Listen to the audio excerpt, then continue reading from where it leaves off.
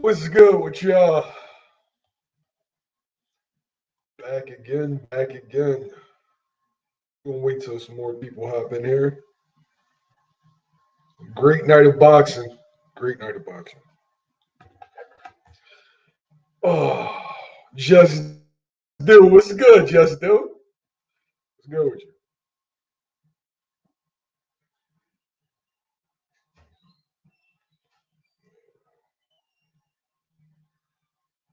Were you not entertained?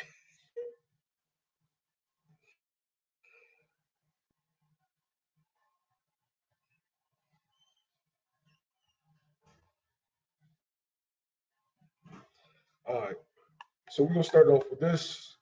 Jaron Ennis puts together a spectacular performance against Roman Villa. First thing first takeaway from me, right, was how poised Jaron Ennis looked in the beginning rounds. Against Korean Chikazan, he was kind of pressing a little bit, and he really was trying to get Chikazan out of there with just one single shot, just completely obliterate him. But in this particular instance, he took his time and just slowly just dissected him. It looked like death by a thousand cuts. Like the shit was ridiculous. But I need a grade for last night's performance. I'm going to give Boots. I'm going to say B plus. I'm going to say that was a B plus performance. Uh, from what I know Boots to be, like if Boots don't want to get hit, he's not going to get hit.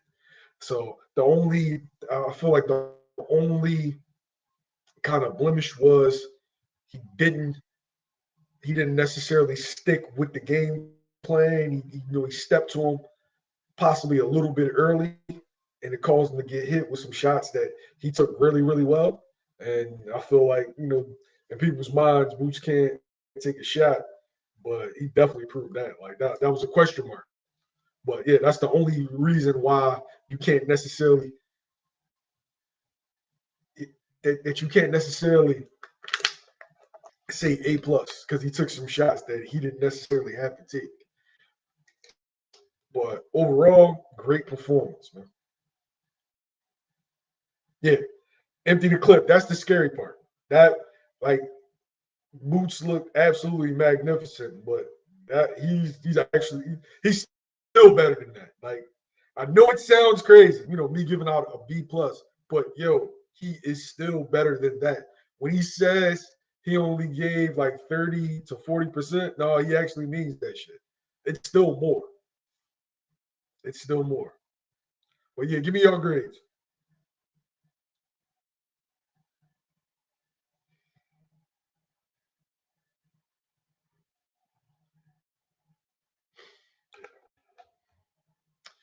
So as far as Boots goes, salute to him, man. Phenomenal performance. He really, really did his thing. Worked really hard in camp. He showed up and showed out.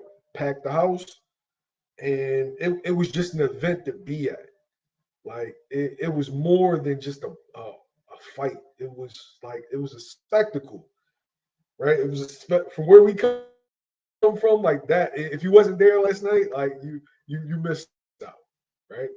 You missed out. But packed the house, and then didn't disappoint, man. Brought the fight to Roman Villa. Patient, methodical, surgical. Pinpoint. Just really, really sharp. Shout out to Mr. Bosey for just coming up with a brilliant game plan, cultivating just a great camp. Like he he did a great job. Like the sparring that Boots had, just everything. He just great job. Great job from Coach L, Coach Rel. Just overall great camp and great result. That's what happens when you work hard. But the question that we got tonight is, did he prove that he was a threat? Terence Crawford, Errol Spence, Keith Thurman. I am on record for like the past 3, 4 years saying that he stops all three. And I'm not saying it's not going to be competitive fights because I do think that all three of those are world fighters, world level fighters. Two are definitely going to be in the Hall of Fame. We still got to see with Keith.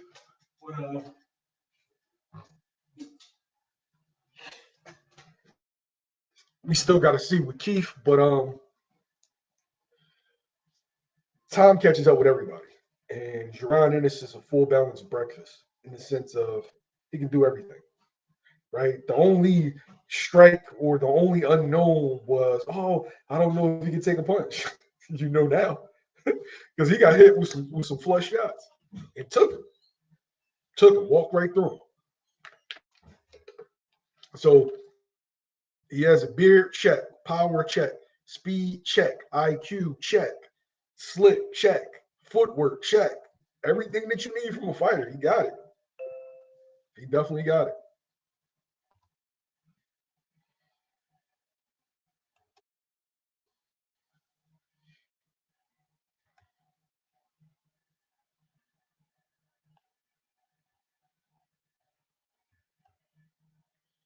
The best round is, yo, he did some shit that only like two or three other human beings that box could do. And dudes be getting on me. They used to say I'm a Philly fan.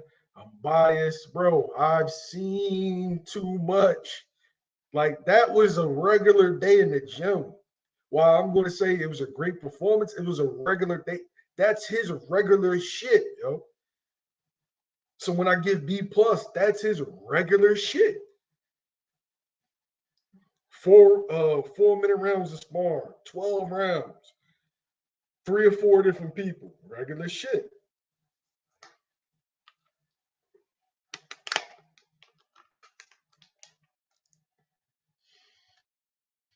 Molly Mo, that's what I'm talking about.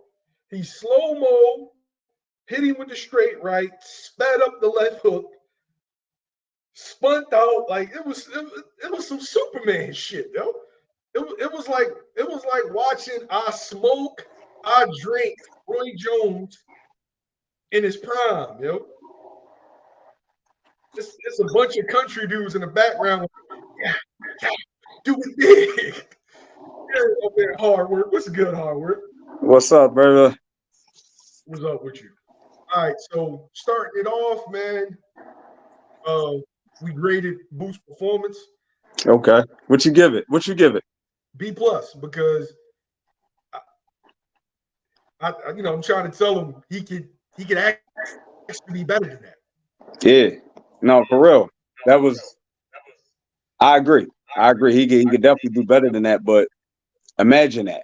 Imagine how scary Yeah, that is. You know yeah. what I mean? A guy like Villa, that durable, not a little guy, never been down in his 27 fights, and you go out there and beat him bad on a that's I don't think people realize what's in front of him, man. Like I know all the criticism he took from the Karen fight. This was the complete opposite, like complete opposite. Boy, was really scary, man. Really scary, and he only getting better. I don't even think we've seen the best version. Nah, he's just one of them guys. Like I'm not gonna say he like one of them people that play to the level of their competition because I feel like he does what he's supposed to do with everybody he gets in there with. He treat them like the same. It was just this was all he needed to wipe that Karen performance out. Like, and it wasn't nothing bad about the Karen performance. It was just not what you used to seeing from him. You know what I mean? Remember when Tank fought what was his name? Francisco, the the one that Ryan knocked out. Yeah, I know. Francisco Fonseca.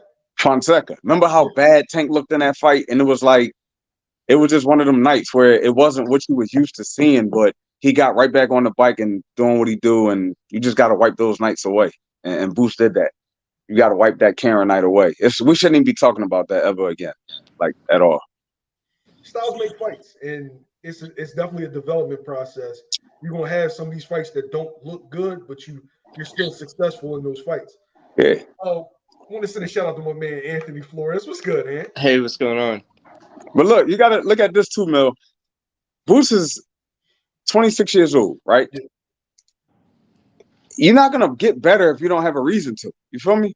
Like he needed a reason to slow down. He didn't have a reason to slow down and start taking his time. Like you have to see, like, all right, if I keep rushing, what's gonna happen?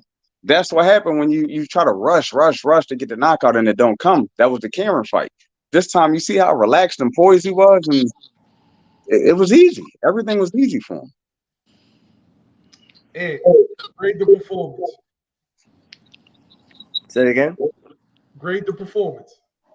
Oh, A plus. Okay, Ant gave it an A plus. I say B plus. Mm. Hard work. What's your on record? What's your say A Um, minus?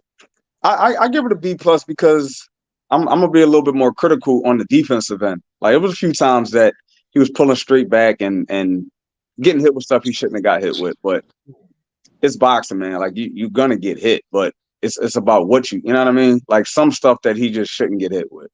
That's all. But overall, to me, it was one of my favorite fights of his. It was one of my favorite fights. I think that defensively, I felt like he stepped it up. You're gonna get hit. It's boxing.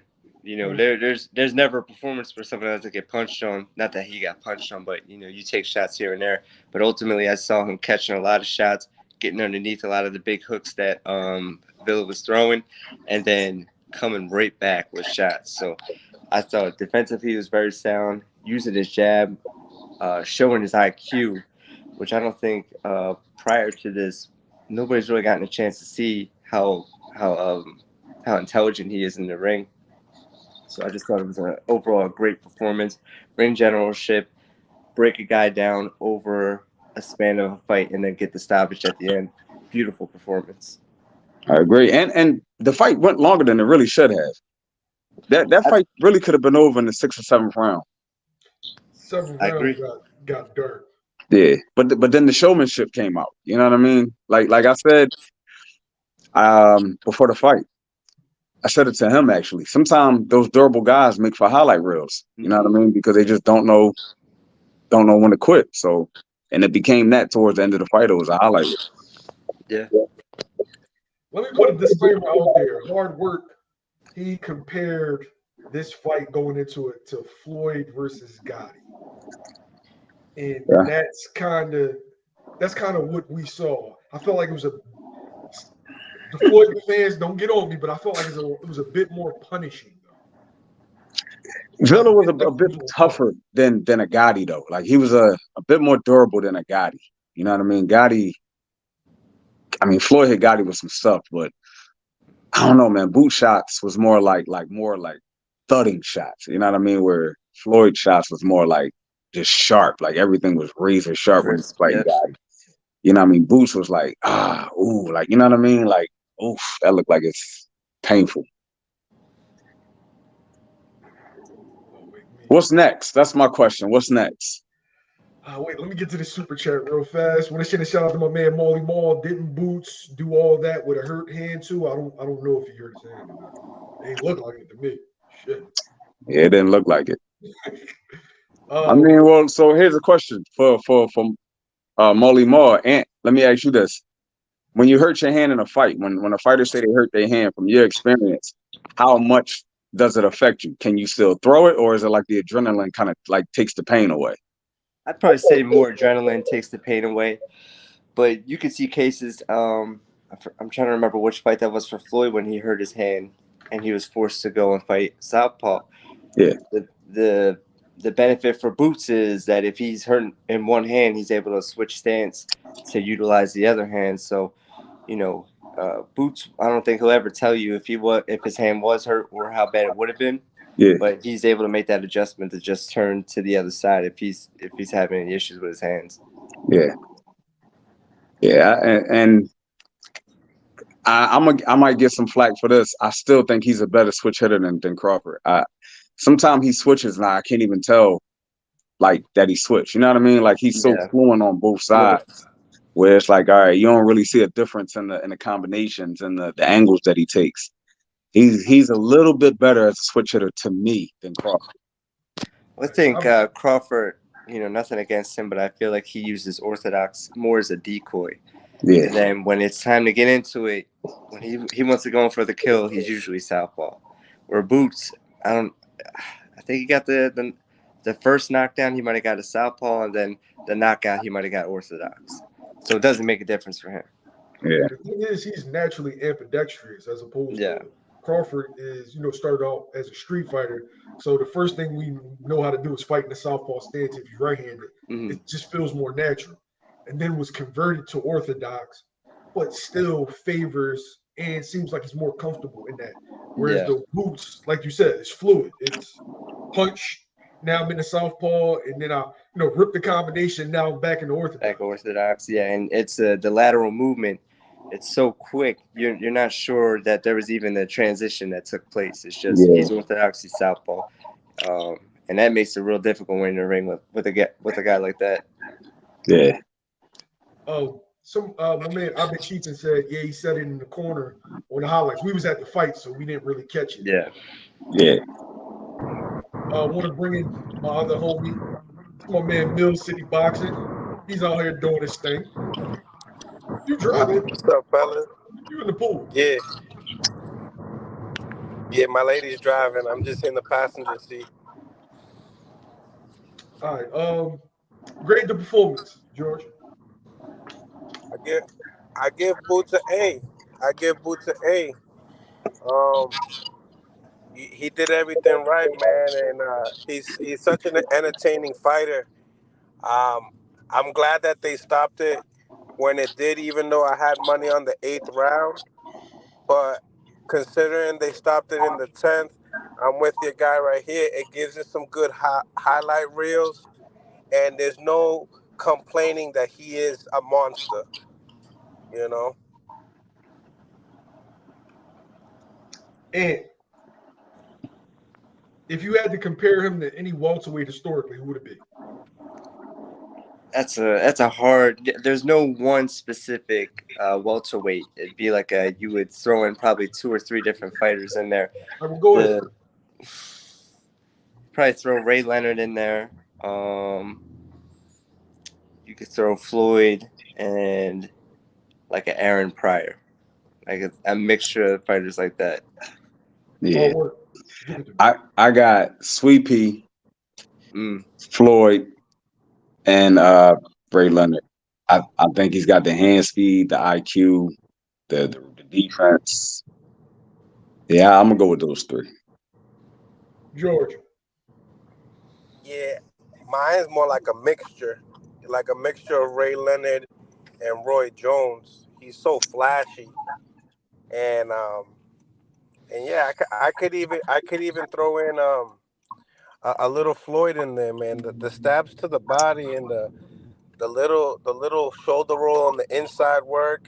It's a lot of good. He has a lot of good attributes. He gave the fans a lot last night. The beauty of that, it was a duration.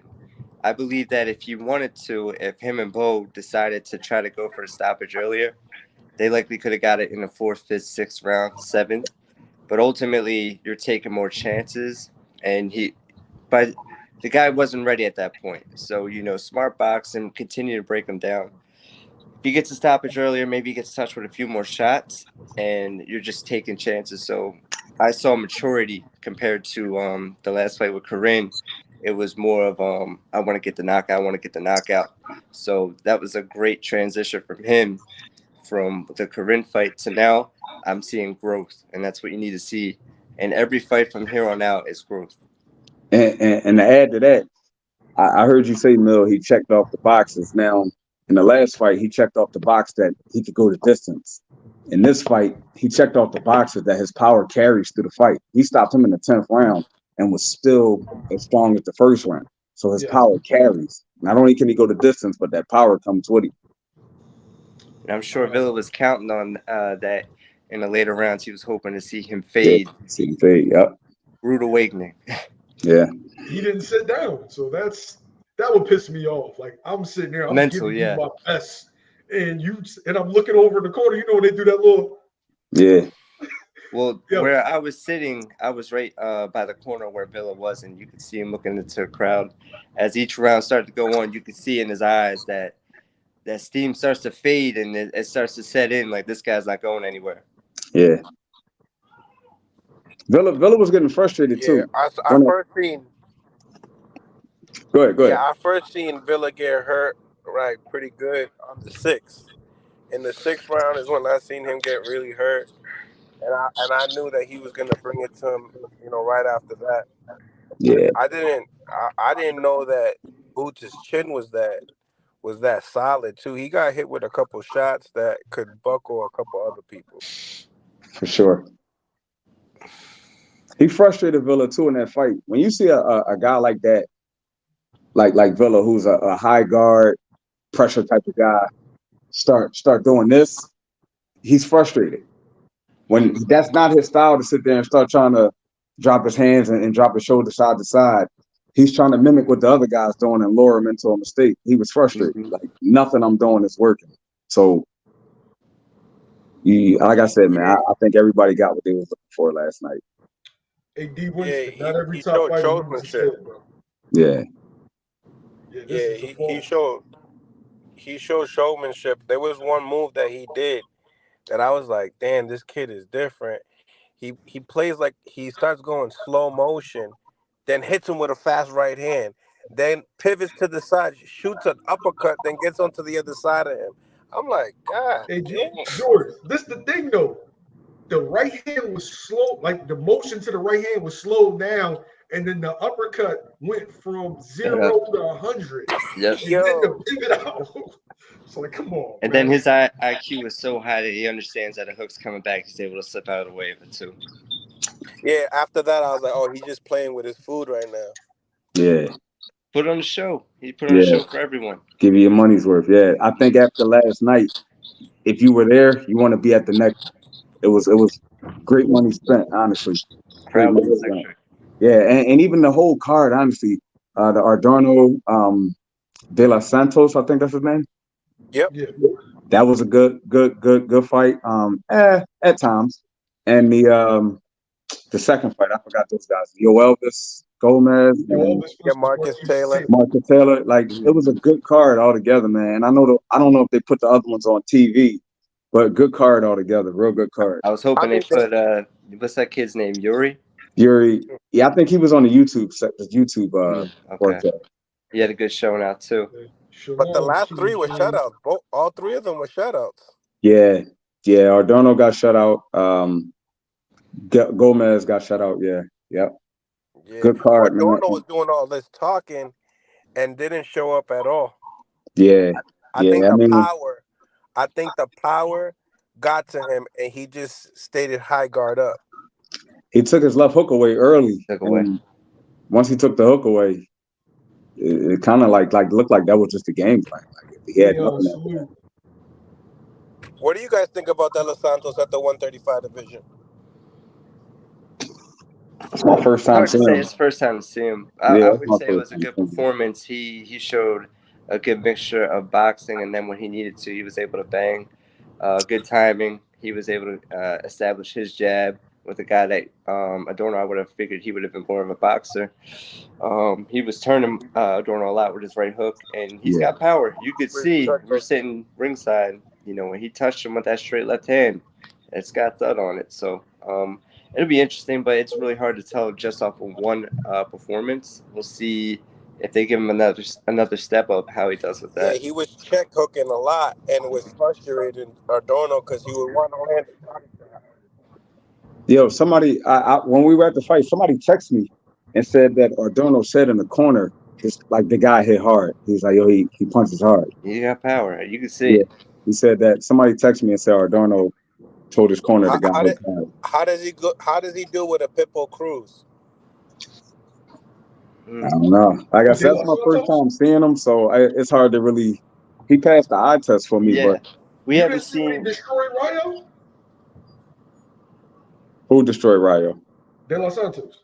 Nah, if I probably didn't notice it was him. And did you watch that fight? I didn't see it either.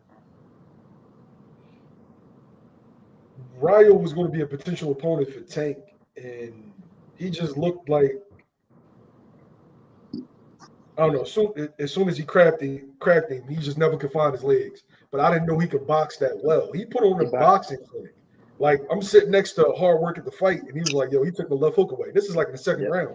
I didn't even notice it until about the third and the fourth. But he had the left hook, and he made him put that in the dressing room. Like, yeah, you put that. And you could see Adorno didn't want to. He started going high guard because of the power, and you could see high guard was important for him because he wasn't throwing punches, which means ultimately it's like, hey, I just don't want to get caught one of these big shots because if I do, it could be an early night. Yeah. His punch placement was really good that night. He showed me a different game to him. I like him. I would like to see him again. I can't really, like I said, I can't really gauge him against other fighters off that one fight, but I like him. It was a good performance. Yeah, he's definitely a good fighter. Entertaining. Hard Work. You asked the question. Who's next? Who's next? Okay. All right. So, who's the choices? Who do y'all feel like? I'll start with you. Who do you feel like are the logical choices? Things that are actually going to happen. You got to go based off availability. So we know in 2 weeks you got the undisputed fight. Reportedly Ugas and Thurman may fight in August. We know Stanionis is available. So I would say theoretically Stanionis, but hearing Espinoza say after the fight that he doesn't know if Stanionis would take Boots off a year layoff, which to me is crazy. You're willing to fight Virgil, who's supposed to be the boogeyman, after this year layoff, but you won't fight Boots.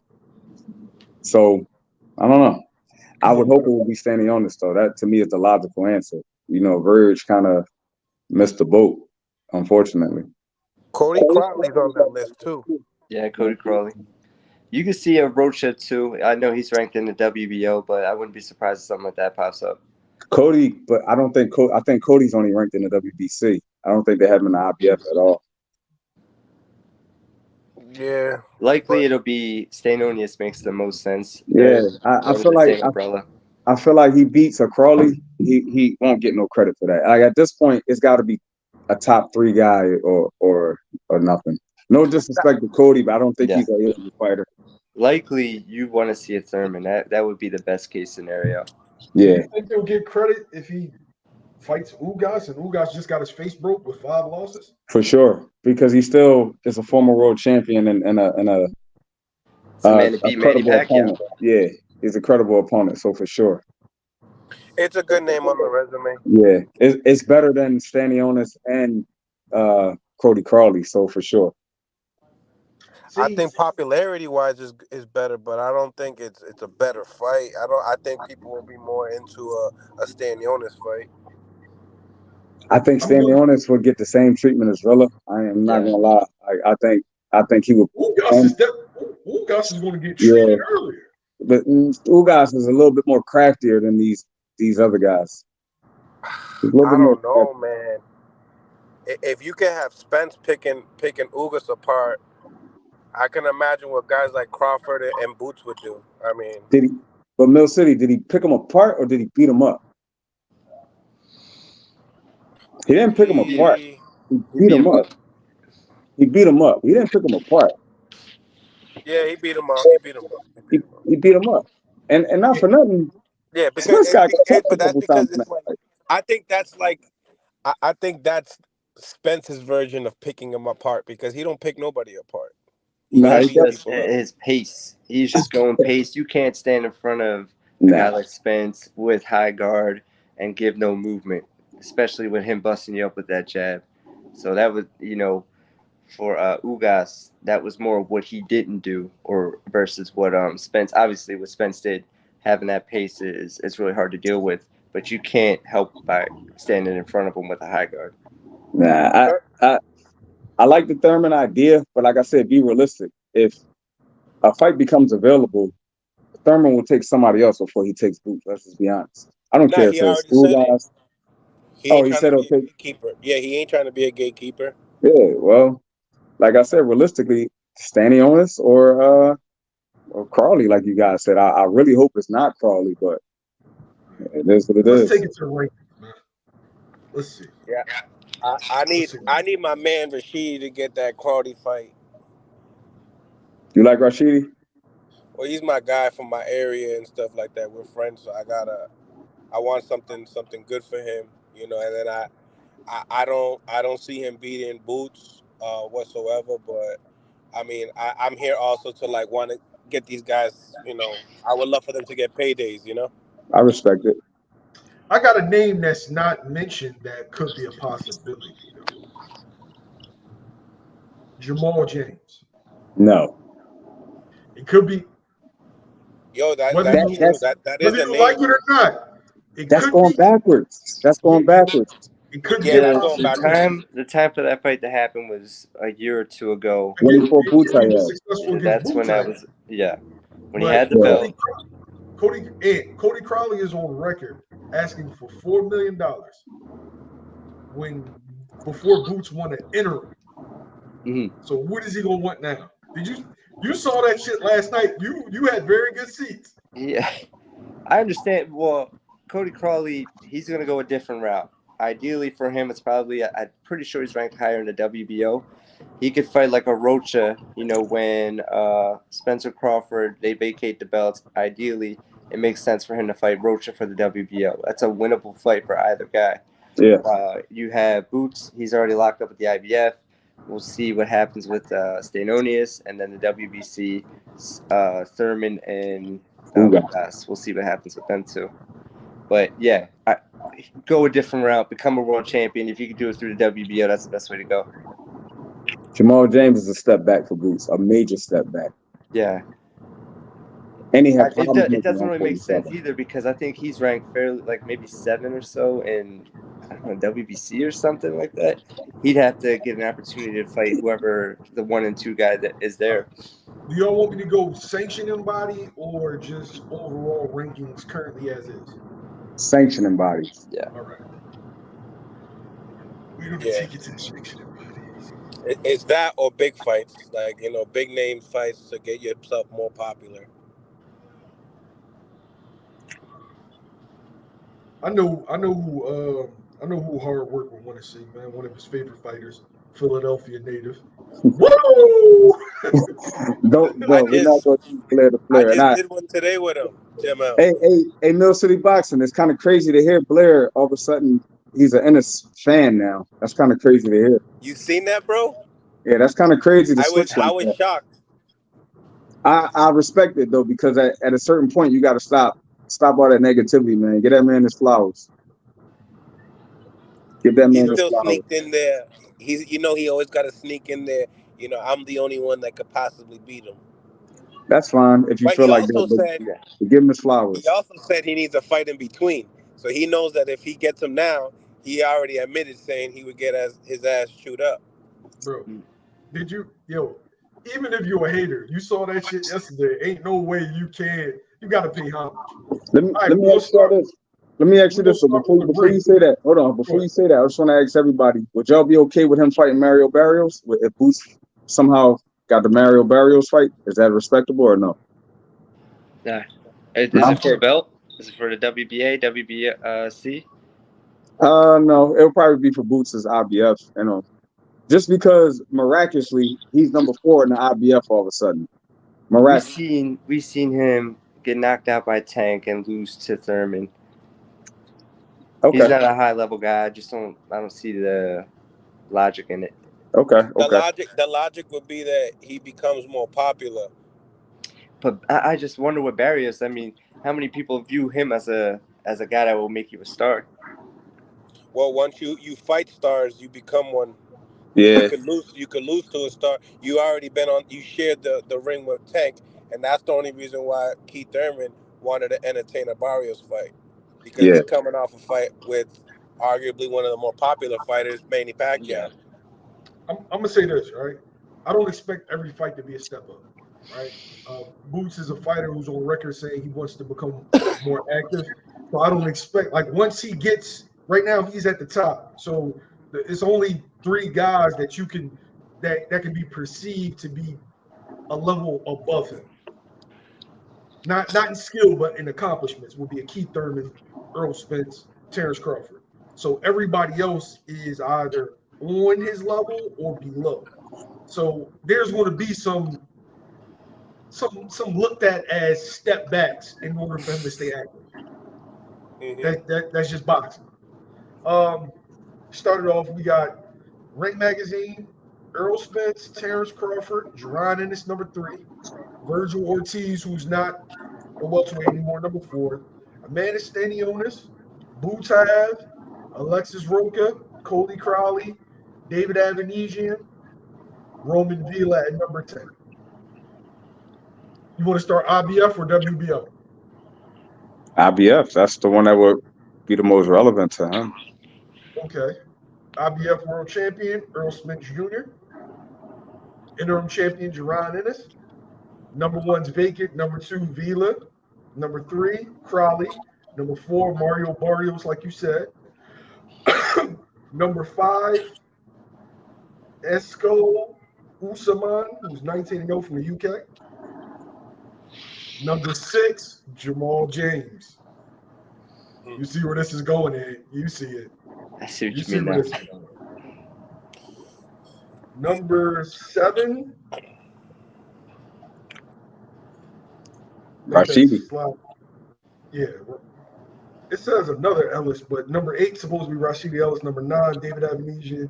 Number 10, Ivan Gola, Kareem Chikazin, and Giovanni Santillion, who's ranked number 12, but he's 30-0.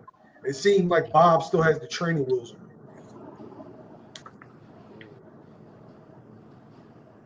Out of all those fights, give me your top 3 and rank them. So you put Crawley in there, Jamal James. Who's the other? Got to be Barrios. He's number 4.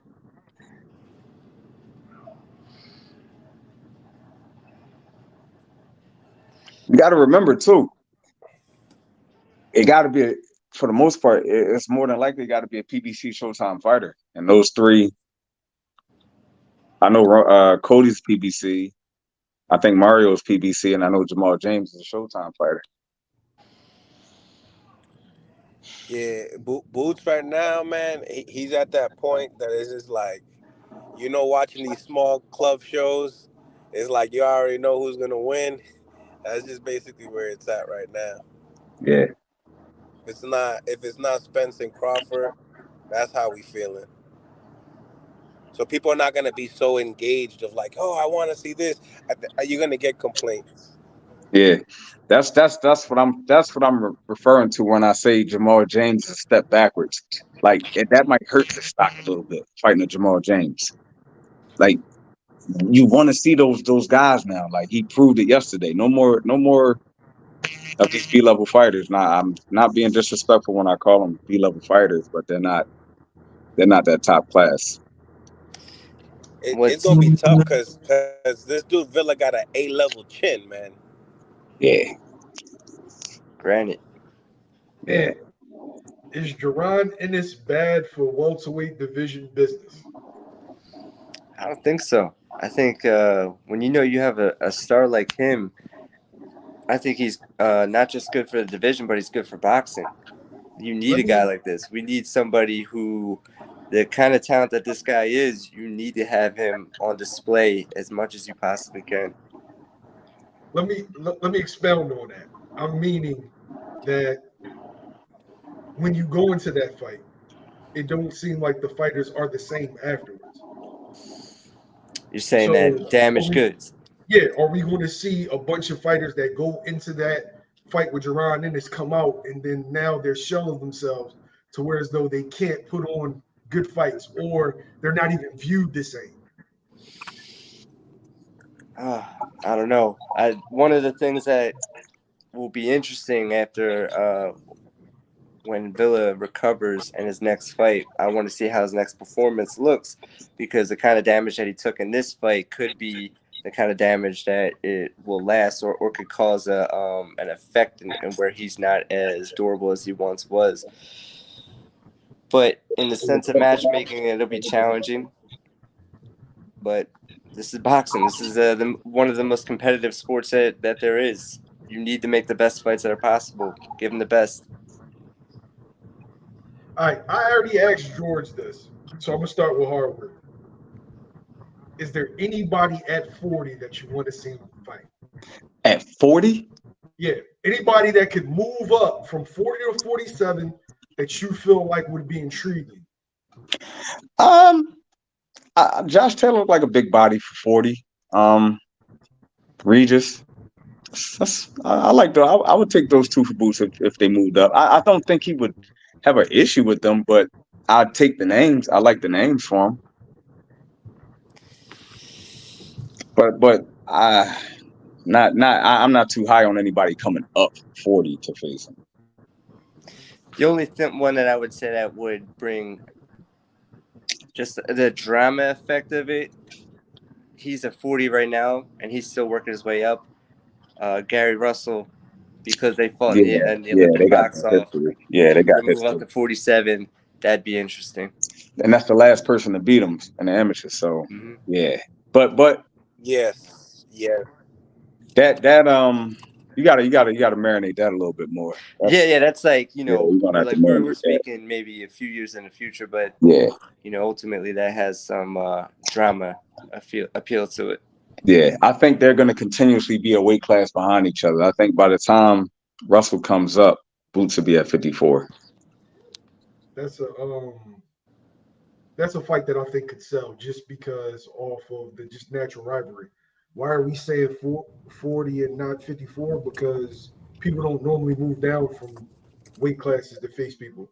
And right now, he's fighting at 147. So it just seems like he'll be at 54 before you know it, and he'll be calling out those names too.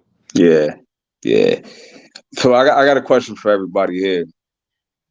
Out of Spence and Crawford, which one do y'all think would be a harder fight for Boots after yesterday? Spence. What you think, Ant?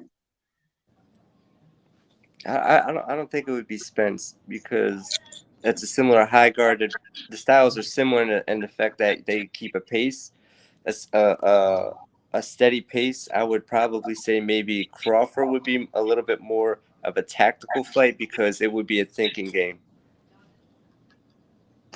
How about you, Mill City?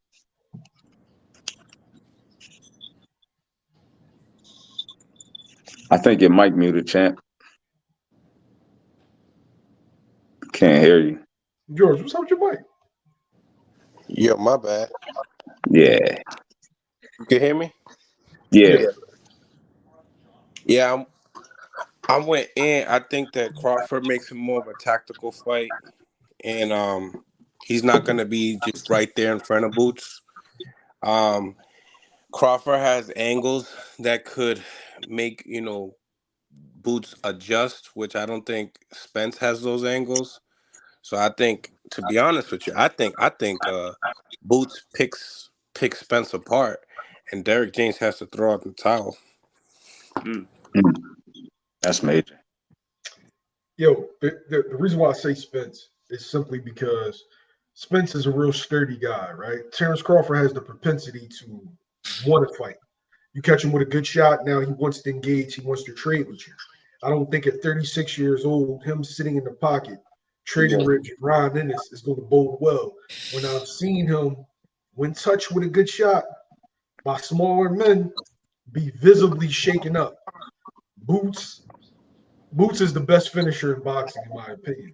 When you get hurt, pack your bags, put the loafers, you know what I'm saying? Get your hoodie together or your sports coat. My bad, because you got loafers. Put your sports coat. You're ready to go outside. You're going home early. I think with Crawford, you'll see adjustments. Noticeable adjustments. So he gets caught, but he'll make the adjustment afterwards. With Spence, you know exactly what you're getting. You're getting someone who's a dog. He's going to come forward. He's going to have his hands up. He's going to use a strong jab. He's going to try to work to the body. You got to answer the question, though. How you feel that fastball out there and you ain't even... Because I was reading the comments as y'all was talking. I was listening, reading the comments. But I think Spence will be the tougher fight just because he's the bigger guy. Like, I do think he'll be a little bit more durable than Bud. Like, I've seen Bud in person, and he's not a really big guy.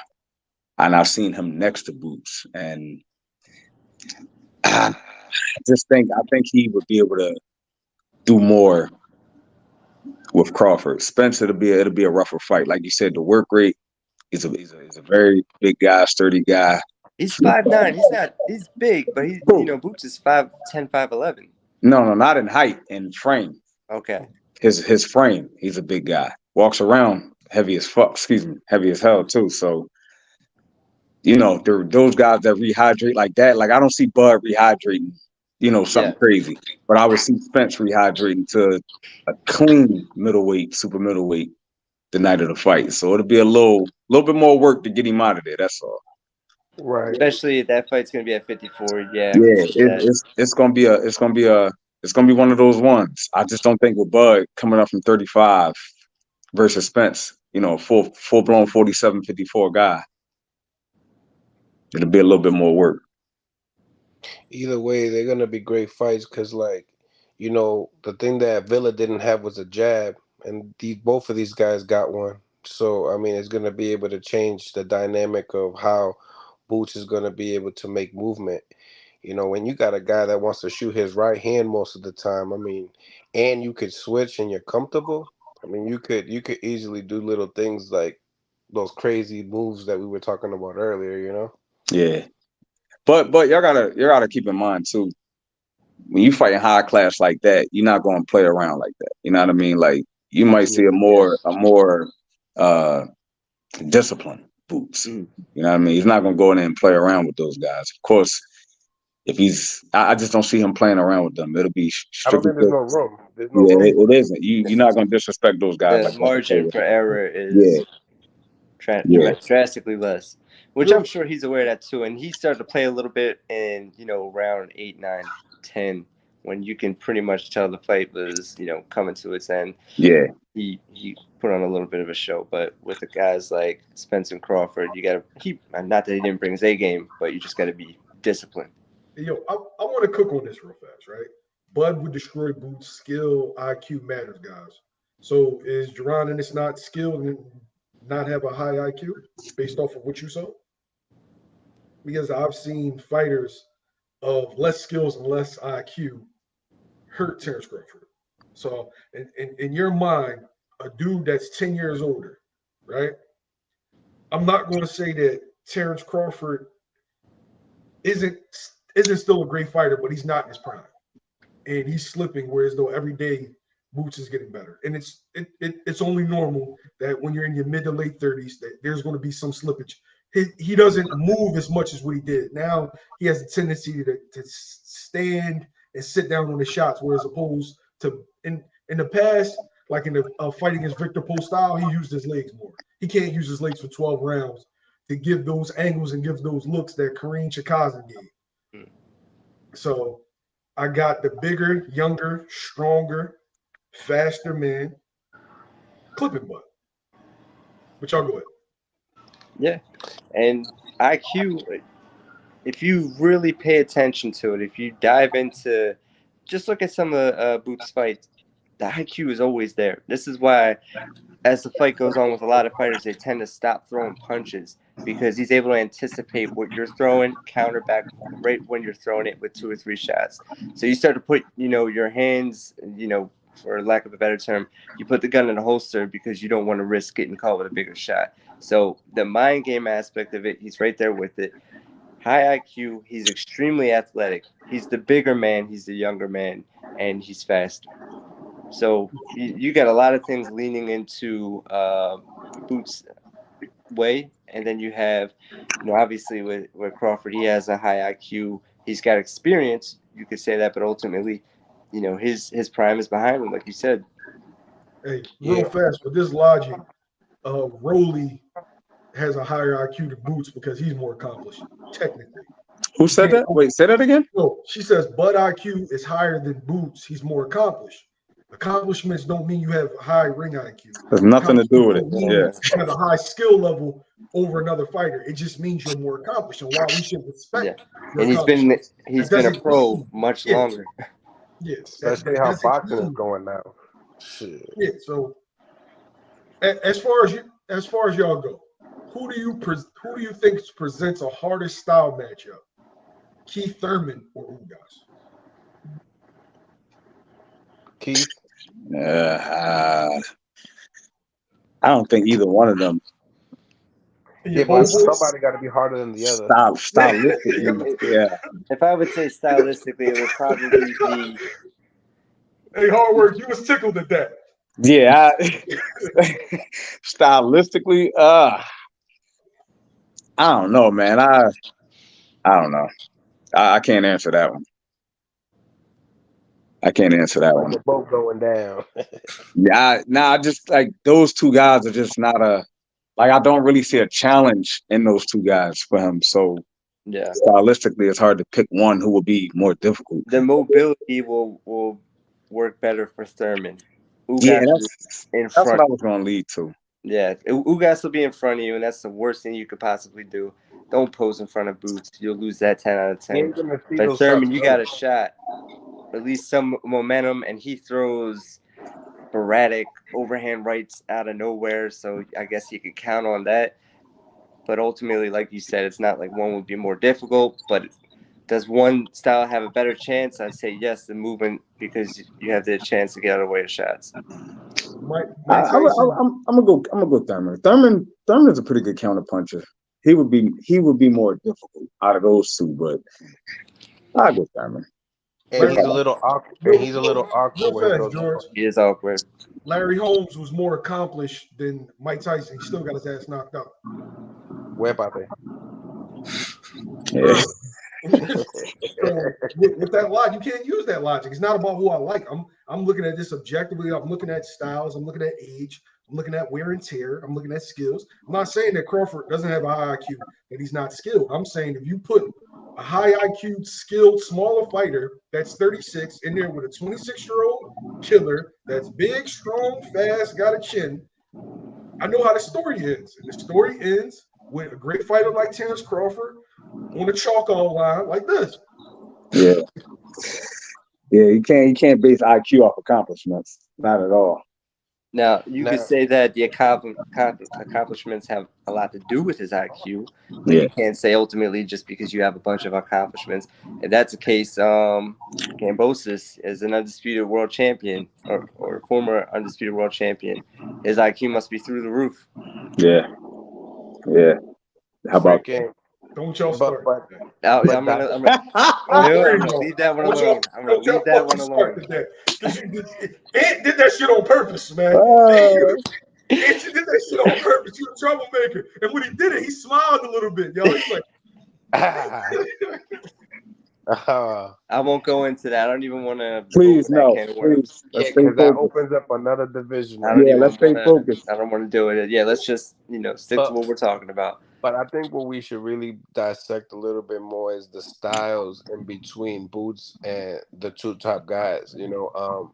Especially with Crawford knowing that it's going to be more of a difficult match.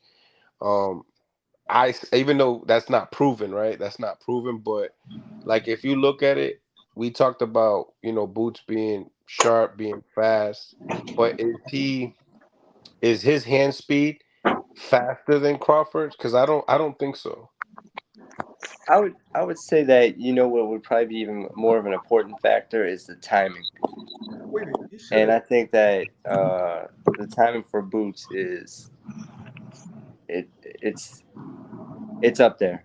So I think that it's above Crawford's timing because Crawford is a good counterpuncher, but he usually counts on more speed and agility. Boots is just sound timing.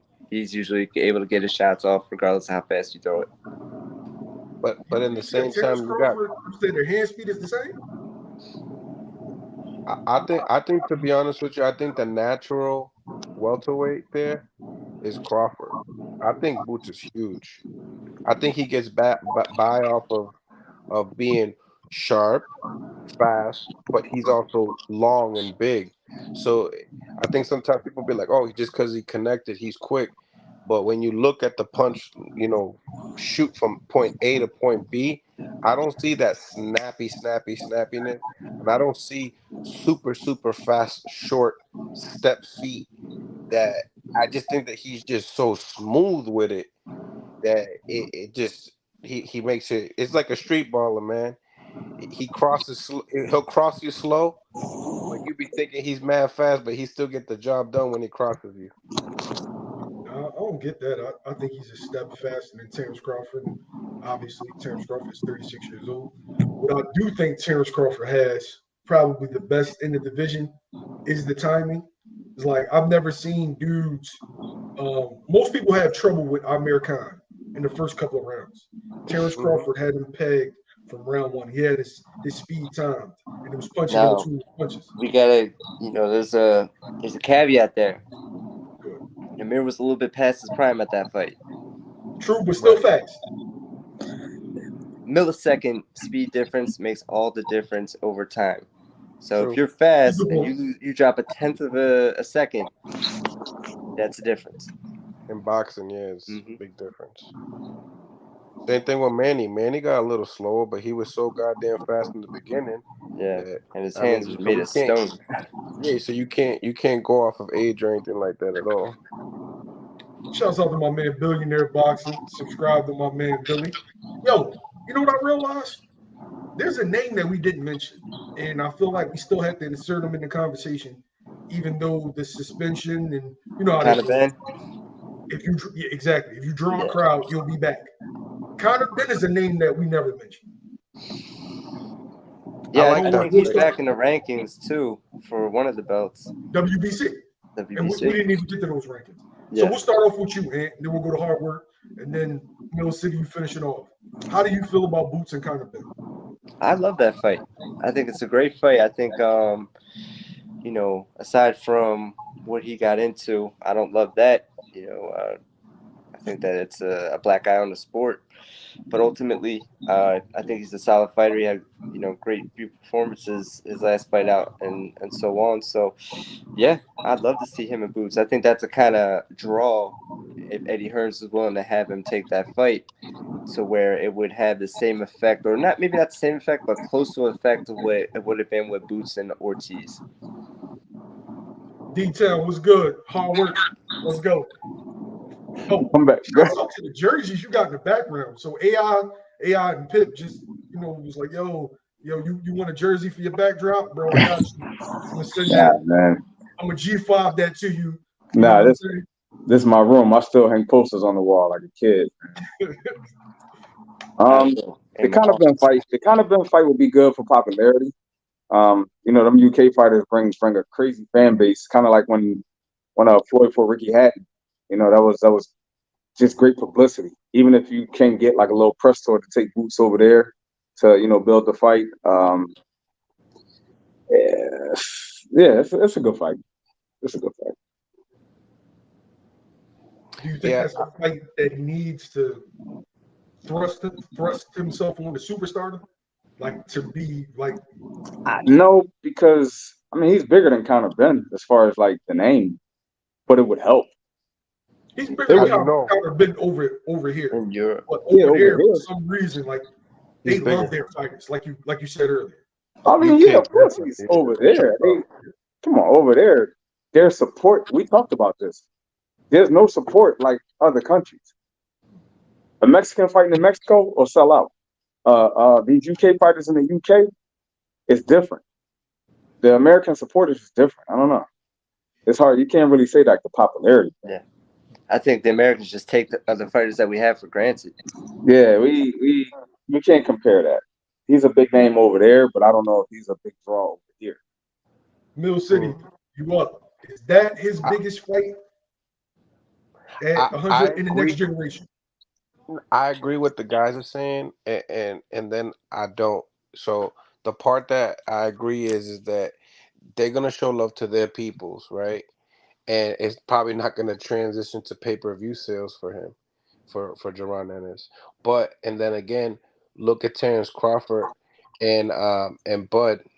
They talk about Kell Brook a lot. You know what I'm saying? So I think it's nice to have an undefeated guy that is looked at as a big puncher and all. But I think it's good for the resume. I think he should do it. I think if the opportunity presents itself, I do believe that should happen. Where? I don't know. Where do you I think? don't Where know. do you think it should happen? That's a great question. In the U.S., it's You, got to be in that's, the U.S. that's what I'm saying. You gotta bring him over here. But then it doesn't sell as much. You cook him at Wembley and Cardiff, man. He has But no they, leverage. but He Kel, has, Huge but more. Kel Brook came over here to fight Sean Porter, right? he had to get the belt. He came over here to get the IBF. Yeah. Sean ain't go over there. Errol Wait. went over there to get it. Wait. I'm going to project that Eddie puts him in line for one of the belts. Yeah, the WBO. I think he can beat Alexis Roca. That's going to be a tough fight. You'll put him in one that you know you have a better shot. But if he's fighting Boots, you got to come here. You don't take Boots over there to defend. Yeah. Floyd Mayweather didn't go over because he's getting knocked out regardless. He's getting knocked out regardless. Still got to come here. Germantown invades London, mate.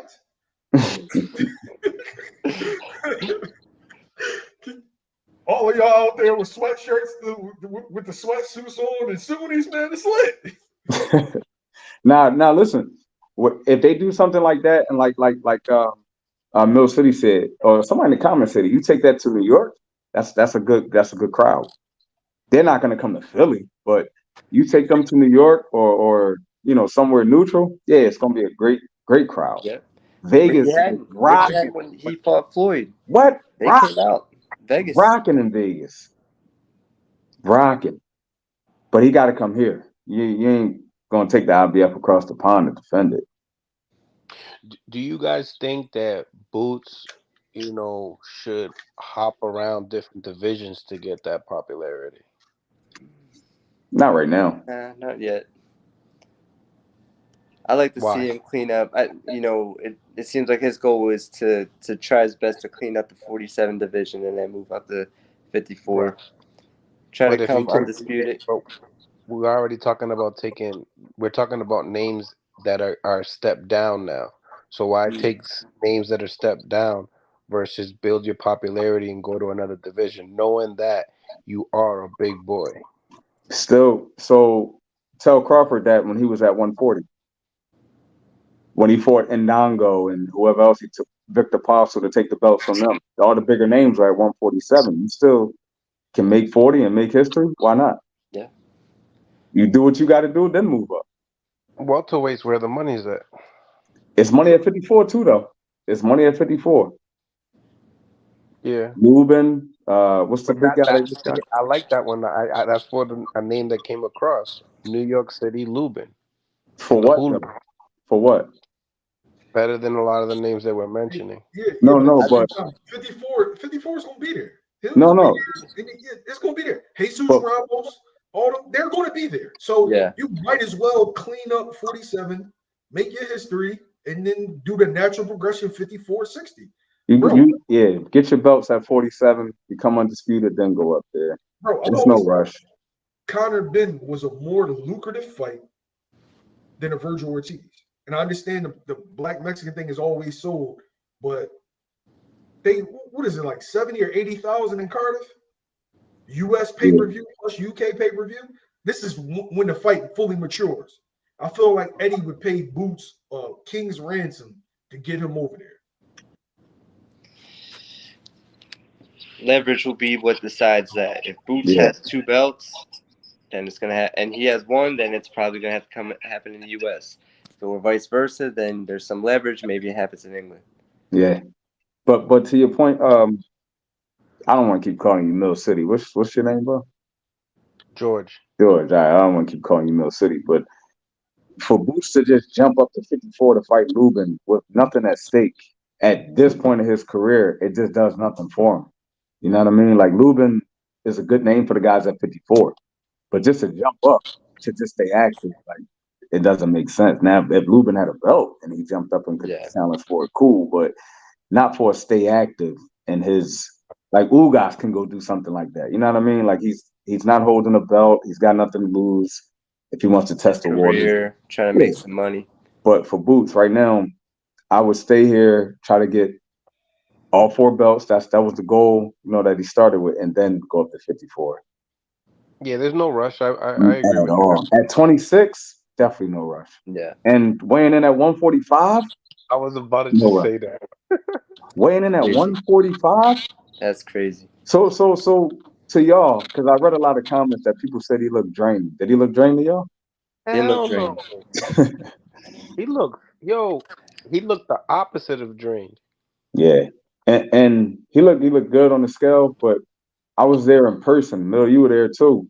Villa was pretty big, man. Villa was a big 47 for a guy that 35 and 40. He's a big guy. And he He grew feels into that weight. fight night. Yeah, I can't see how he was making 40. Just what, last year he fought at 40 or 41. I don't know how, but I have no idea. I changed my prediction interviewing him up close. yeah, when I saw him up Big he close, was, I said, "Oh no, this is 8-9. that's This is surprising. gonna be a 6." That's surprising. Yeah, I should have said something. I should have knew it was. I should have put my money on the championship rounds. I predicted ninth round, 8-9. I did 8 for no reason. 6-7. Yeah, you can't boxing is so hard to call, man. Okay, let's expand the conversation. Let's look to the future of 154 pounds. Give me his big fights. His big fights?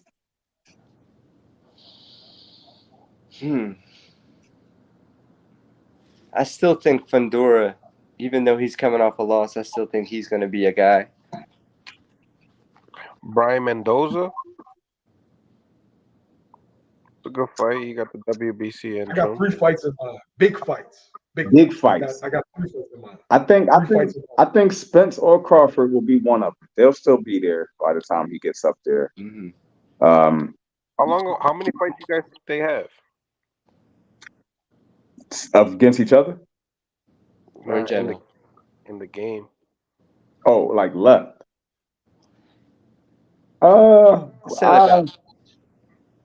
Good hard work. I think Bud being a little bit older might have a little less than Spence. But I don't know. Spence that accident. No, I'm not trying to knock on Spence, but like one of his eye looked like a goldfish coming out of his head. Yeah, he took a picture with somebody I saw on social media, and his eye did look a little. It looked a little crazy. Yeah, so I don't know. With the damage he's taking outside the ring, maybe three, 4 fights, maybe depending on how these two go with Crawford. You know, neither one of them might not be the same. I'd say about 3. Might be longer. I'm gonna say Errol Spence, Tim Tszyu, Jesus Ramos. Jesus Ramos, I think, will be one for sure. Tim Tszyu is a good pick. Jesus Ramos will be a rumble too. Because I still see him being undefeated. Yeah, that'll be a rumble. He'll be there. Yeah, he's huge. He's huge. I think the names happen at 54. Joey Spencer might still be there too. Even though he just took a loss, he might still be there. There's still a couple guys coming up at 54 too. They haven't reached the world title level, but they will by the time Boots gets up there. Yeah. Spencer's too small for 54, man. There's a kid from Maryland. I think he might be from DC that they're moving fast. Trayvon Marshall. Sniper. He's fighting Gabriel Mestre August 12th. I can see a situation where they move him fast and he could potentially be an opponent. 2 years, something like that. Y'all got quiet. It's possible. No, it's possible. Ant sitting over there with them. No, because I'm thinking of other names like even Charles Conwell. He should still be there at 54 too. That could be interesting. But they box a lot, sparring partners. So I don't know. But if you think about Triple G and Canelo, they were sparring partners, and Canelo and Charlo brothers, they were sparring partners. Yeah, when that money, 2 years down the line. Right. Yeah, when that money right. And that money's right. Yeah. Now y'all got me thinking. Truck? Yo, I can't believe you said that. I was about to say that. Who? Truck. He need, yeah, he Oh, I he just needs said Trout. I was about to say, come on, bro. we talked about it. We actually talked about it too because they sparred before. And he just like no bullshit. Like he need a lot more polishing to be having these conversations with guys like Boots. But down the line, You gotta think, man. This is not the era of like guys just want to step up and rumble the best. Like the friendship stuff got to go out the window. You know what I mean? Like I feel like guys feel like, nah, that's my man. I'm not gonna fight him. If that goes out the window, then a lot of good fights will be made. But the friendships, are stopping a lot of the fights. Mm. You got a my moose guy, head, bro. that's my guy right there. I shot him myself. Yeah. Yeah. Now that friendship, if the relationships go out the window, then yeah, Truck Simpson will be a good one. And the other guy I just said, uh, what's the other guy I just said? Conwell. They, Jason Rumble. Conwell, yeah, Conwell. yeah, Conwell. Damn, y'all hit me with some good names. Yo, 54. Yeah, I'm telling you, 54 is rocking too. It's some money in 54, but for Boots, stay at 47, make history, and then go up there. I feel like that makes sense. Sweep your PBC Showtime side, Mm-hmm. and hopefully Connor Ben does enough to where as though it's a big fight, big spectacle fight. Yeah. Troy Isley, you think that if he ever leaves Top Rank, you think he would even entertain that? And that goes for you, Jamil. This is a question for you because I know you've seen some shit. Why are you trying to start some shit?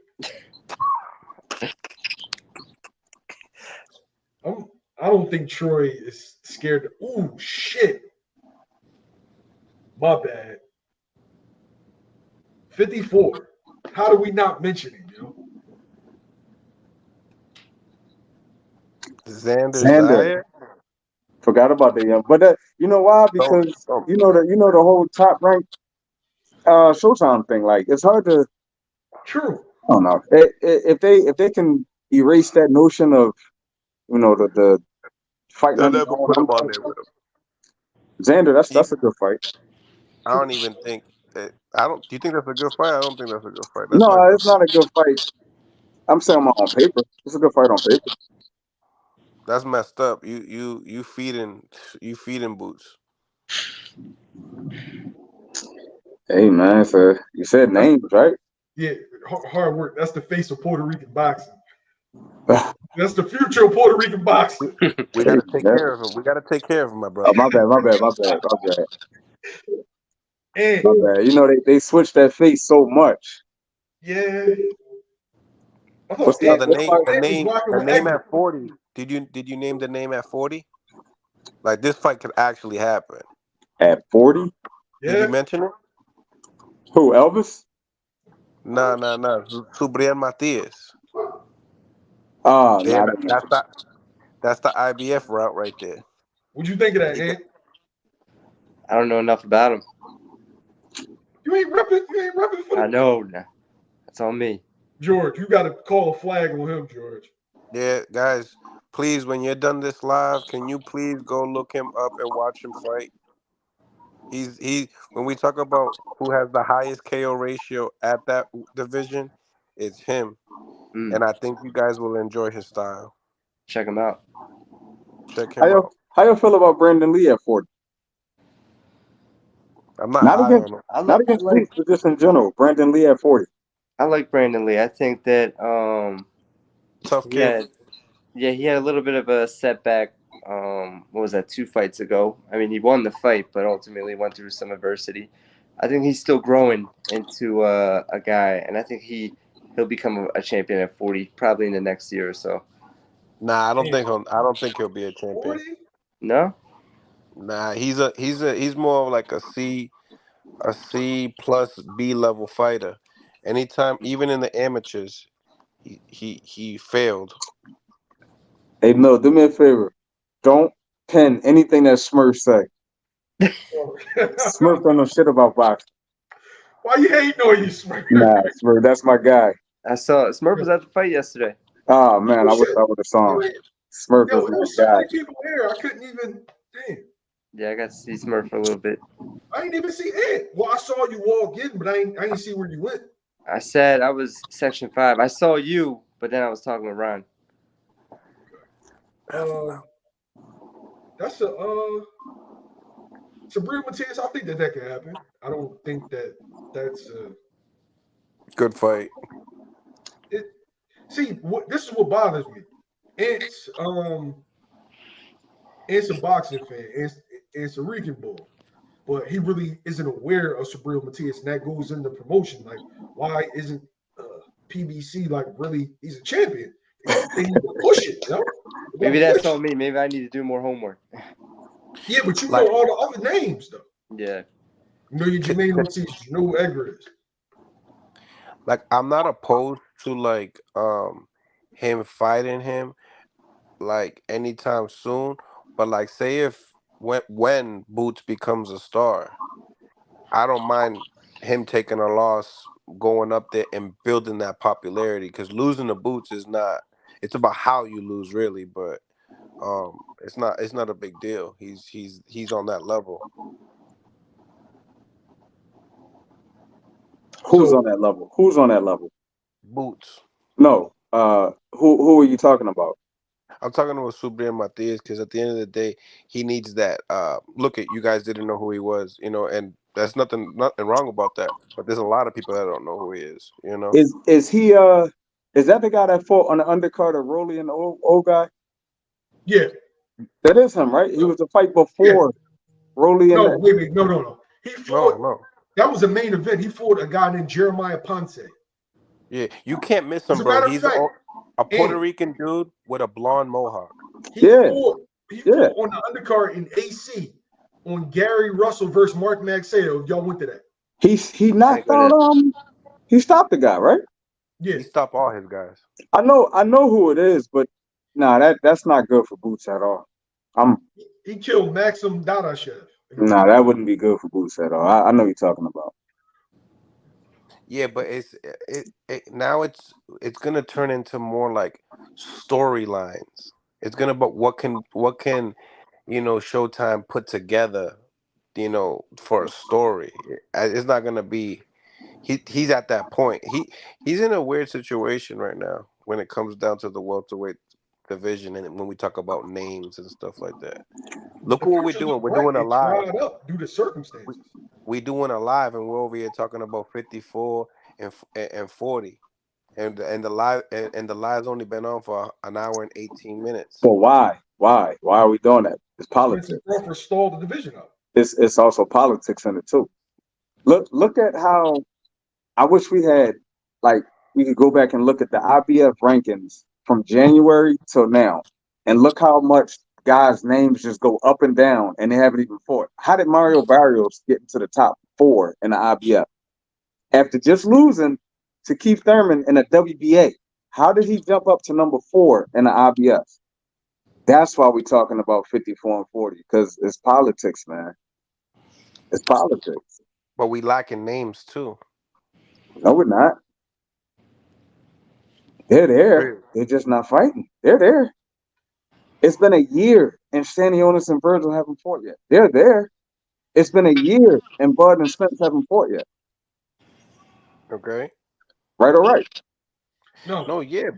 But in the welterweight division, bro, we're supposed to be naming 10 guys off the bat. I promise you, if we look at the rankings, they're there. They're just not fighting. They're just not fighting. And it's because of the politics. Let me tell you what Jamal happened. James was in that discussion. All right, so we can name. I'm gonna name the top guys, right, in the welterweight. We go. I'm gonna just look at the list that we had up. You got Spence, Crawford, Boots, Thurman, Ugas, Crawley. Who you say? Stanley, Virgil, Connor Ben. That's 9. Virgil's out the picture, so now we're back to 8. But the point that he's making is like that they stalled the division so much that guys moved. Jesus Ramos and And what's the kid name? Xander was at 47. The names are there, but they were babies though. They were 10-0 guys at that time, if that. But my point is, in other divisions, right? There's more movement to where as though guys is touching titles. And how many fights did Shakur have when he touched the title? I'm not 14 sure. 0? How many?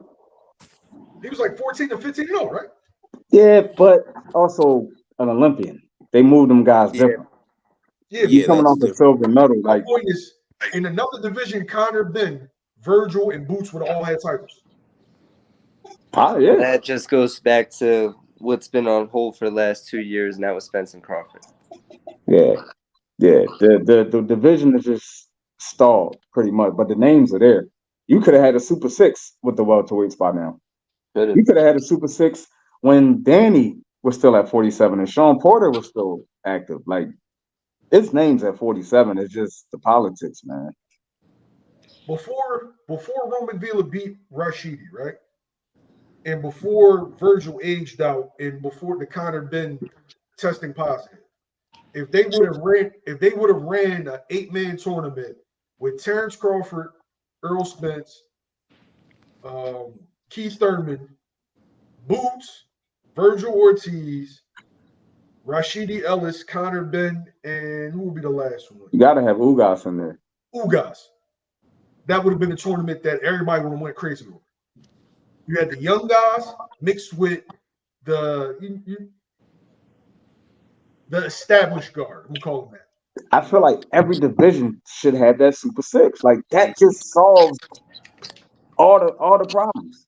Everybody's in a pool. You got to fight. All the titles is on the line. That was the best idea ever.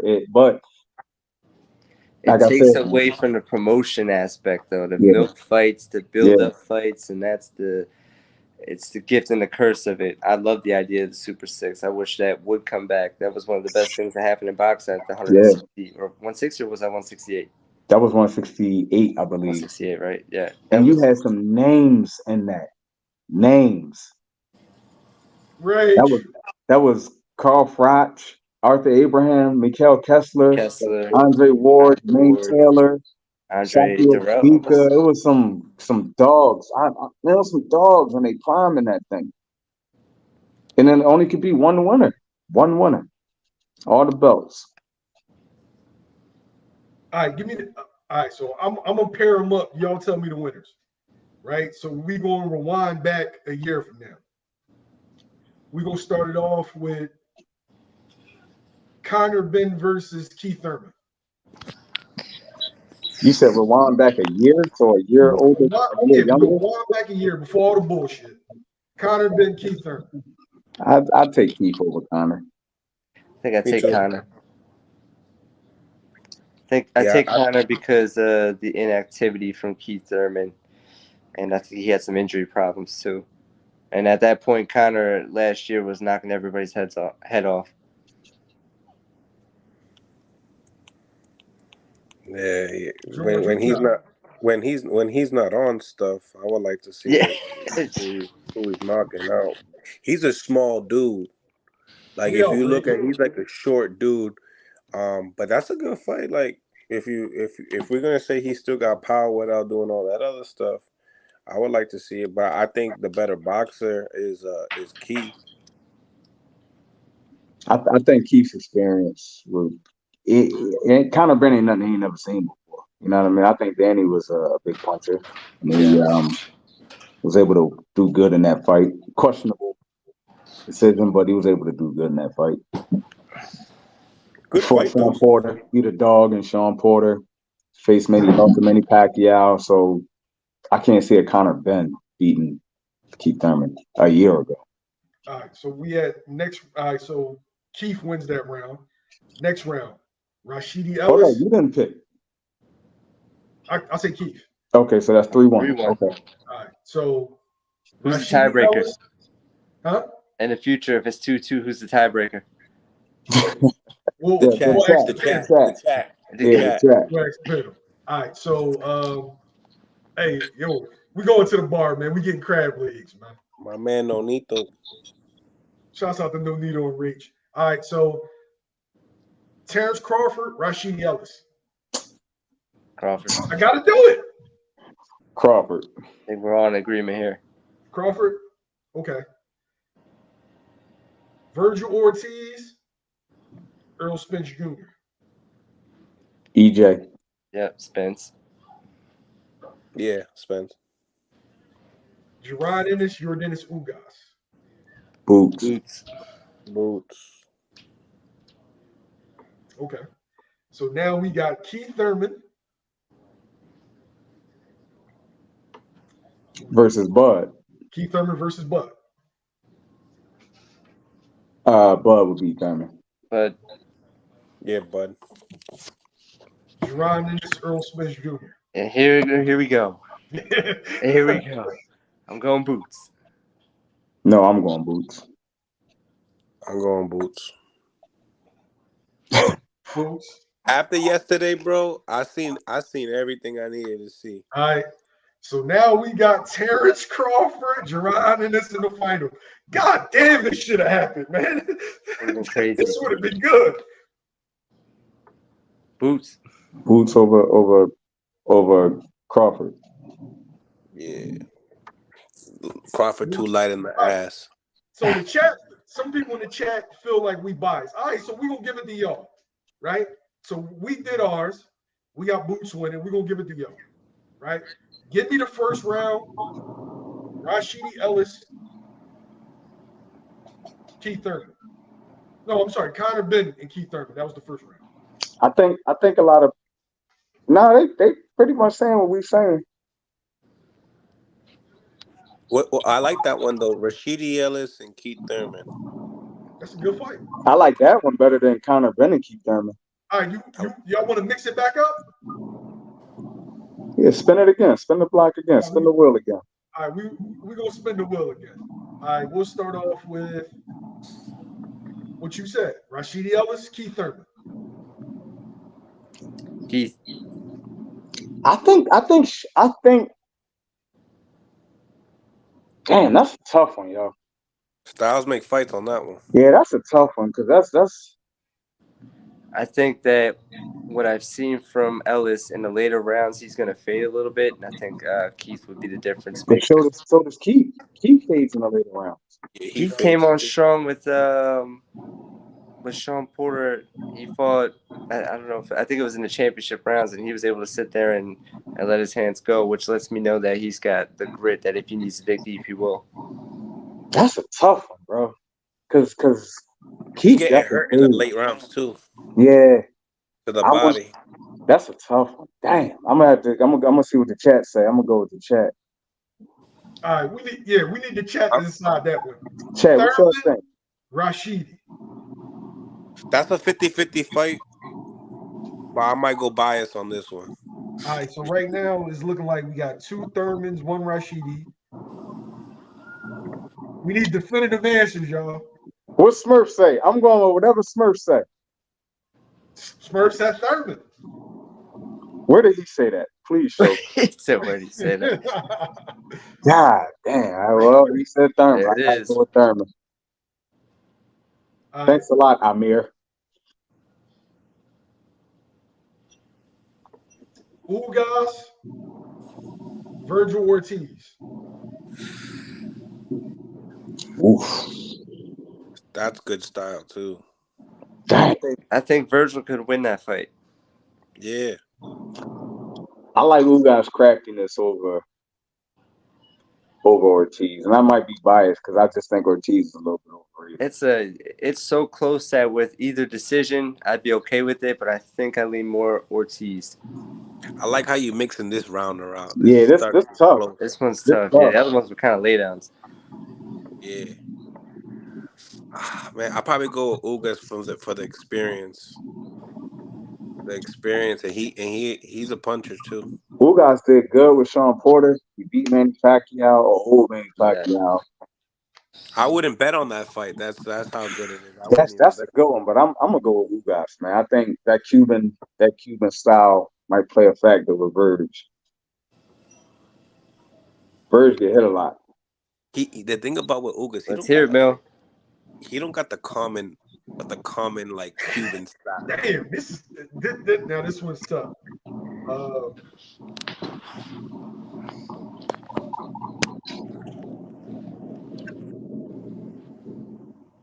I'm gonna say Virgil by controversial decision. It's 2-2. Chat. Nah, they all saying there's a lot of Ortiz. They going with the young bull. All right, so Ortiz That at a great fight. 54 wins this round. at 47 Ugas because Ortiz probably can't show up for the fight. Good point. All right, so where we at now? We got Conor Ben versus Terence Crawford. Bud would cook Bud. Conor Ben. Cookies True. like sliced bread. Errol Spence Jr., Jaron Ennis. They're gonna say we're biased. So it's All right, yo. no boots. So you know what we're gonna do? We're gonna take boots out. Yeah, that's even better. Take boots out. We're gonna take boots out. We're gonna replace boots with Cody or Stanionis. Stanionis. Well, EJ versus Stanionis? EJ over Stanionis. Okay. Yep. So, all right. So the next round we got EJ versus Thurman. We already know. Spence. That should be unanimous. Yeah. Y'all ready? Rashidi wait, who won the first one? Keith Thurman versus I'm taking Bud? Keith. Wait, Keith Thurman over who? I'm taking Keith over EJ. You know what's funny? 2 years ago, that that's all I was saying.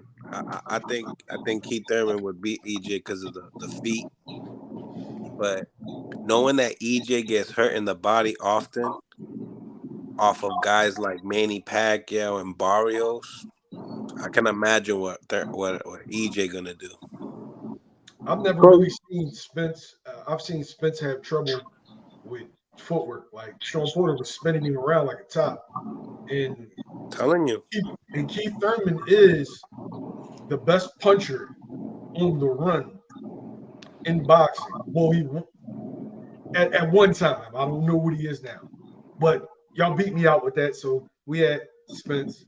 Spence goes forward. And where we at? Terence Crawford versus Virgil Ortiz.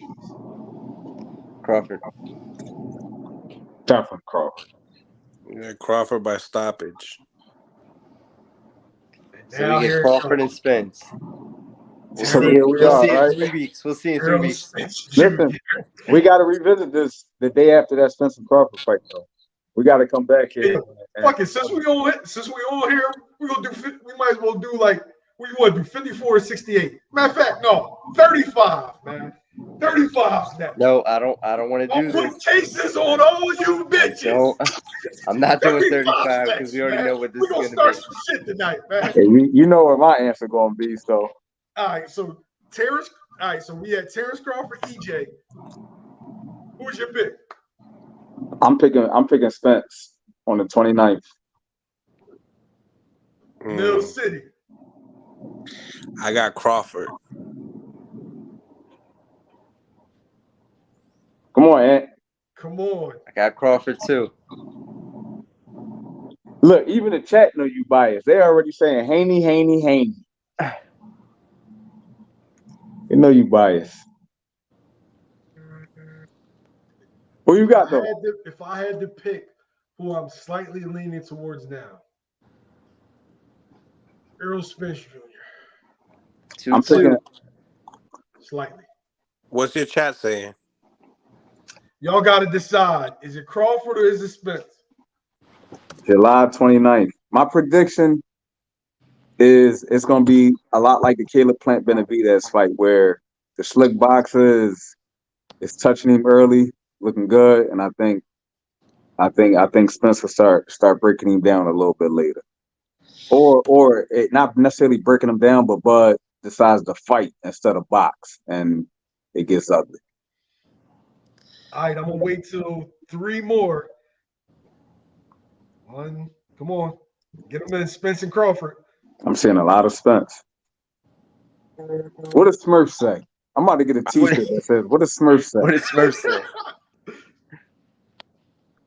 Come on. All right. He The said, "Bud." results All right. been Errol Spence. Errol Spence. All right, so let's start the shit, man. Let's All go. right. Let's start the shit. Let's do this, man. 35. We're doing 35, and if this get out of hand, I'm hanging up. Yeah. This could definitely go with like the night ending. Yeah, because we got to see each other tomorrow, and I don't want no beef, man.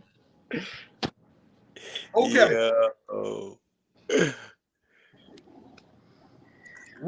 For the sake of it, we're going to keep Gervonta Davis, Shakur Stevenson, Devin Haney, Vasil Lomachenko apart for the first round.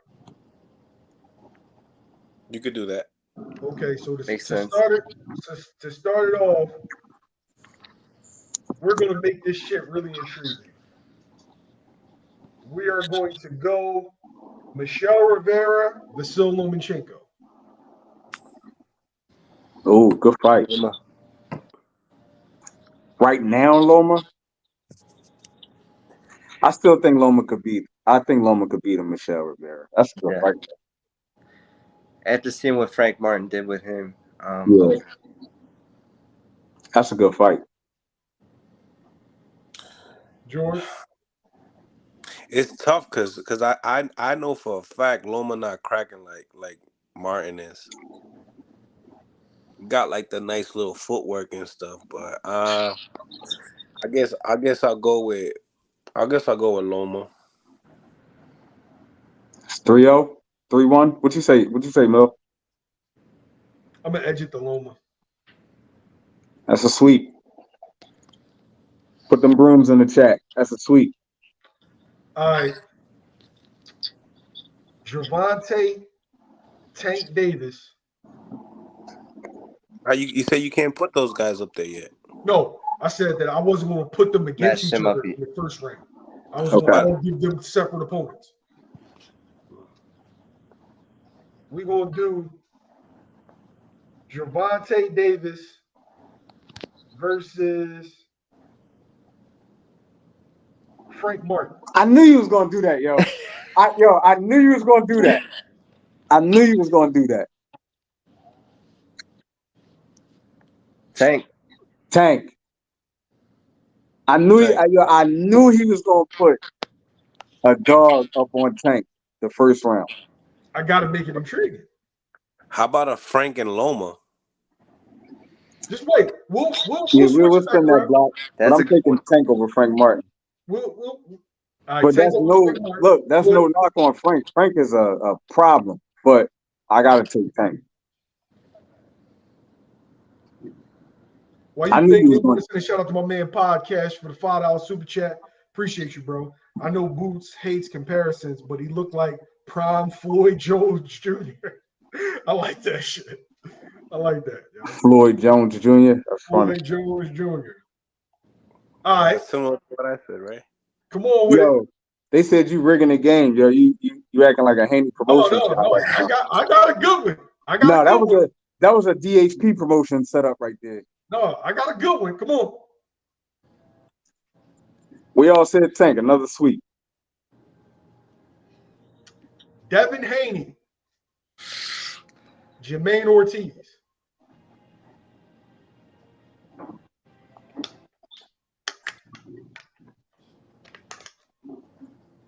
I'll say Jermaine Ortiz.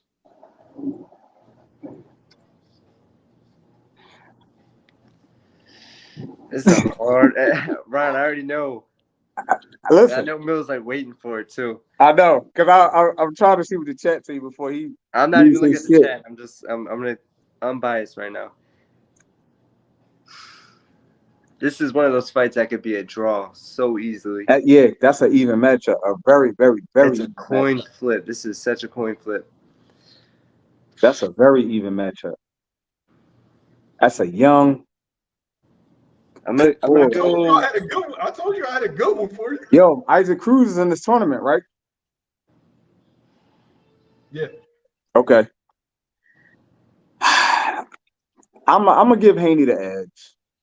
I'm gonna give Haney the edge too. I'm But gonna give Haney the edge. it's so close Yeah, that it could go that's a either good way. fight. You're not DHP no more. You cool. Obviously, we got Shakur Stevenson. So that's what? 2-2? Against Isaac Cruz. Hold up. What was that? 2-2? Was that sweep or no? I said Haney. Y'all Oh know no, sports. three. Come on, man. You know I got it. I got ganged up on. Damn, Isaac But Cruz and Shakur. George, I'm Good still like run. it going. Isaac Cruz and Shakur.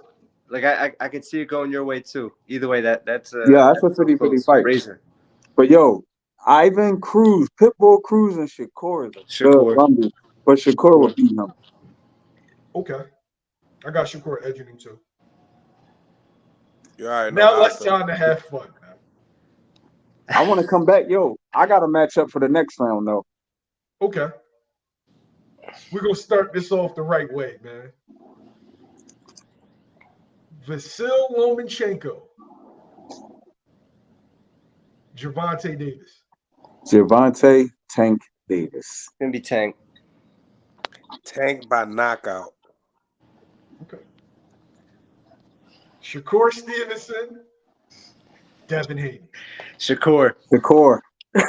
Oh, Devin.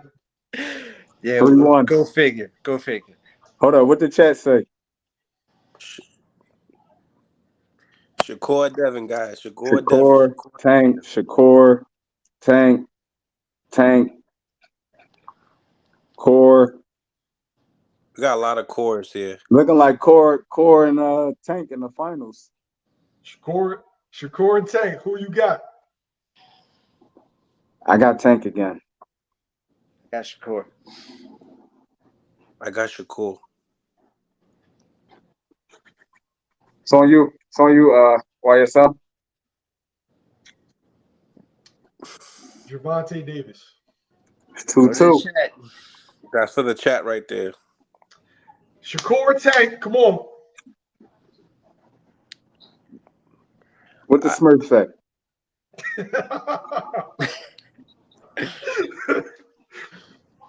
Damn, this is really even, Yo, huh? It's 50-50.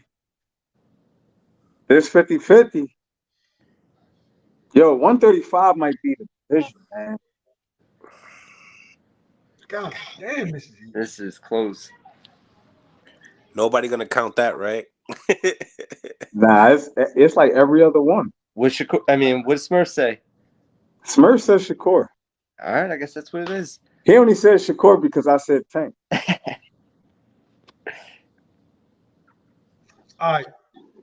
Hard work. You said you was going to fiddle around with it. Go ahead. Yeah, I want to say Frank Martin versus Shakur and Isaac Cruz versus Devin Haney. But let's go Frank Martin versus Shakur first. Can I add somebody into this and replace Isaac Cruz? Not yet. Okay. Because that's a live dog. If you can, put him against Tank. Whoever you want to put. Put him against Tank. And you know who I'm about to roll out of here, right, Ed? I think you. I think I know. Hold on. Let's go in order here. All right, so let's go Shakur and who did I say? Shakur and who? Say Cruz? Or no, that was Haney and Cruz. I said Shakur and Frank Martin. Frank Martin. Shakur and Frank Martin. Shakur. That's a tough one, bro. Cool. Shakur. Shakur and Frank Martin. What y'all think, chat?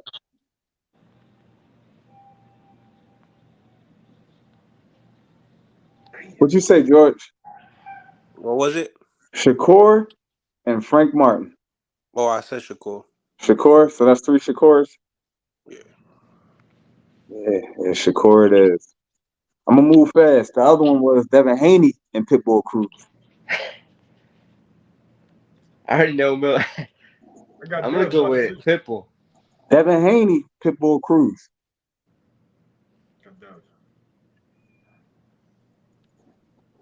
You said Pitbull. Who you say? Ant Pitbull? That Pitbull. You know he was going to say Pitbull, bro. Hey, Mill City, talk to me. I got Dev. It's 1-1. you know he's gonna go Dev. You already know. YSM. I got Dev. Yeah, of course you do. It's 2-1. Come on, hard work. I like Pitbull in that fight, but Smurf said Pitbull, so I gotta go with Haney. Cause Smurf don't know shit about boxing. This is conflict right here. Conflict. Yeah. Oh my God. All right, now this my one right here. This my one right here. I'm gonna add this guy to the mix. Keyshawn Davis. Yeah. Let's start some shit. Keyshawn Davis versus Tank Davis. Somebody got to change their last name after the fight. Go with Tank. Damn. That's a good bump right there. I like Keyshawn a lot. I think he's a really good fighter. I just think that at the moment right now he's not where Tank is, so I take Tank. Tank by murder. Damn. By murder? By murder, yeah, you ain't taking that shot. Keyshawn could fight, man. I like him. Keyshawn could fight. Yeah, he could fight for sure. That chin can't fight though. Okay. I mean, he tight. His defense tight. It's all right. He a tactician, man. Anthony Yeager, he's all right. That was a good step up. What was he, like 20-something and 2? Somewhere around like 25 and 2. Might as well fight Rolly. So the chat going crazy. They saying Tank easy. Damn. It ain't gonna be that easy. I'll tell you that. It ain't gonna be that easy. It's not gonna be easy. No, it's not gonna be easy. All right, so let me step off real quick and ask this. Let me ask the chat, ask y'all. Out of these 3 young guys, who has the biggest upside? Keyshawn Davis, Frank Martin, Floyd Schofield. You said Keyshawn. Who else? Keyshawn, Frank Martin, and Floyd Schofield, the kid from Texas. Upside? Upside. I'll go with Keyshawn. Okay, so upside. It's tough because Keyshawn is younger than Frank, but Frank started boxing late. So What's Frank, like 28, broke. somewhere in that range? Yeah. So I'm gonna say Keyshawn simply because he's younger. Shit was Keyshawn, Floyd Schofield, and who? Frank Martin. Or upside, like potential, right? Yeah. Yeah, Keyshawn. I ain't gonna lie, yo. I think Frank Martin is a sleeper. He's a good fighter, but I mean his upside. He's 28. All right, so now that we talking about upside, right? Won't instead of taking the older guy Frank Martin, won't you put Abdullah Mason in there instead? I only saw him fight one time. He ain't even fight. He get upside. Oh, he got a lot of talent. Yeah, he nice. He got a lot of talent. Was he 8? He's a teenager still, right? Very Yeah, big, like 19. very young. So of course, upside, like he could be, he could be really good. I think Frank Martin got the most upside, and I think he proved that in the Rivera fight. Like he smoked Rivera, and Rivera was supposed to be one of them, one of them guys. Yeah. He smoked Rivera. He did a great job in that fight. Kept his foot on the outside. I think Frank Martin's a smaller guy out dabbing a bigger guy. If we did this for 140, I guarantee you that we'll be sitting there and it will be a bunch of 2-2s and we would have to go to the chat. I can see that. Yeah, I'm not gonna lie. I'm not too like knowledgeable on all the fighters at 40.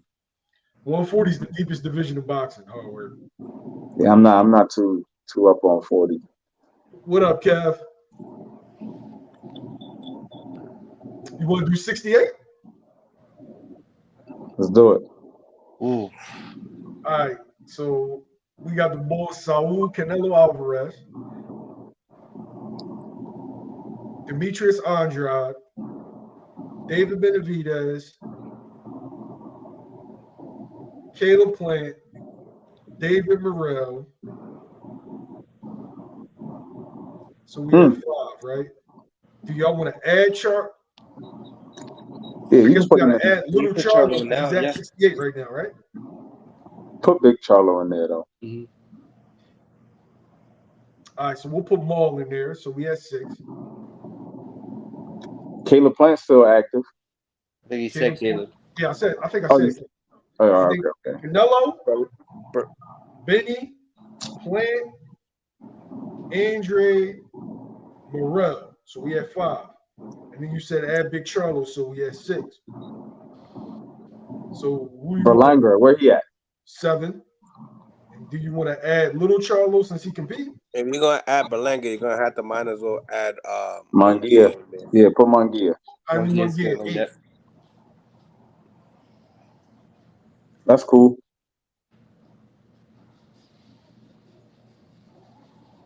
Go ahead, match him up.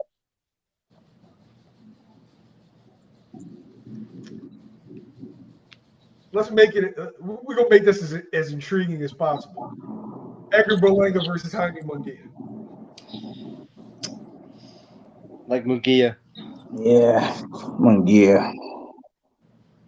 Berlanga, I hope you're not watching this, pero Munguia, coño. Edgar Berlanga. I take Munguia. That's a good fight though. It's a good fight. That's a good fight.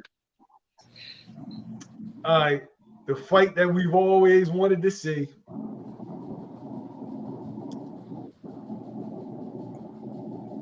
Demetrius Andre, Canelo Alvarez. Canelo. Canelo. Okay. David Morrell versus David Benavidez. Why would you do that? Wow, Yeah, that should be second round. Yeah, that should be second round. for sure. Okay, if you want it to be second round, okay, we'll do what do we got left? We got Caleb Plant and Maul. I like Caleb Plant versus Maul. I feel like that's a conversation. That's a good fight. That's a good fight. A conversation. Caleb Plant versus Jamal. I like Jamal.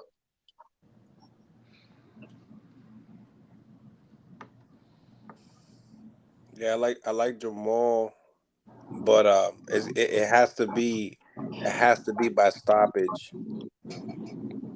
He's not as smart as Plant is.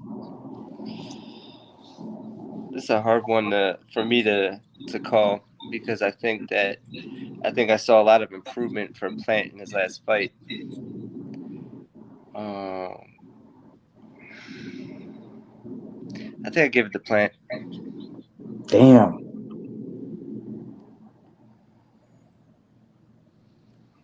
I like Maul on that one. So the other one would be David Morrell and Benavidez. Yeah, you're supposed to mix that up. But all right. I got David in that. Good one. It's a good pick. It's a good one. That could be a potential next fight. That's next fight, yeah. David Benavidez and Morrell.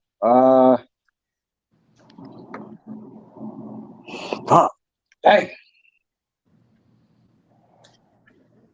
I got the monster among men, David Morrell.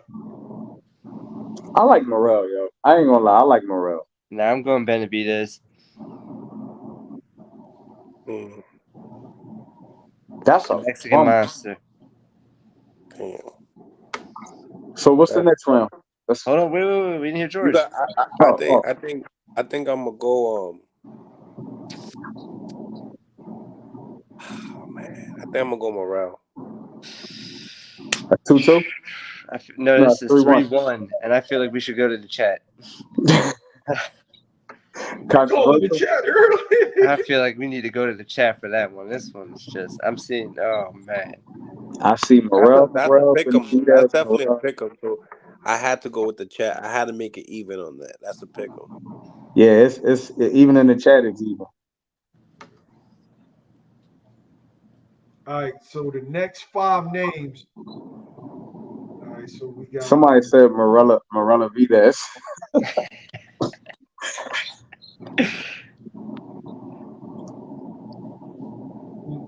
my man Billy gonna say I got Say you got David. Yeah, I David. bet Yeah, you he's smart. David, not a dog. Nah, he cool with Morel. Damn. So ain't no winner. Yeah, you should have mixed them up, man. You should have put. I'll throw it back in the bag, man. You got to We're put gonna start off Benavidez with and Maul. You got to put Benavidez and Maul and Caleb Plant and Morel. Which is crazy that it still might end up being them two in the next round. So Yeah. whatever. Just Won't get it you out the do way. Andre and Mo? we'll start off with Andre and Mo. That's a good one. Maul. Yeah, Charlo.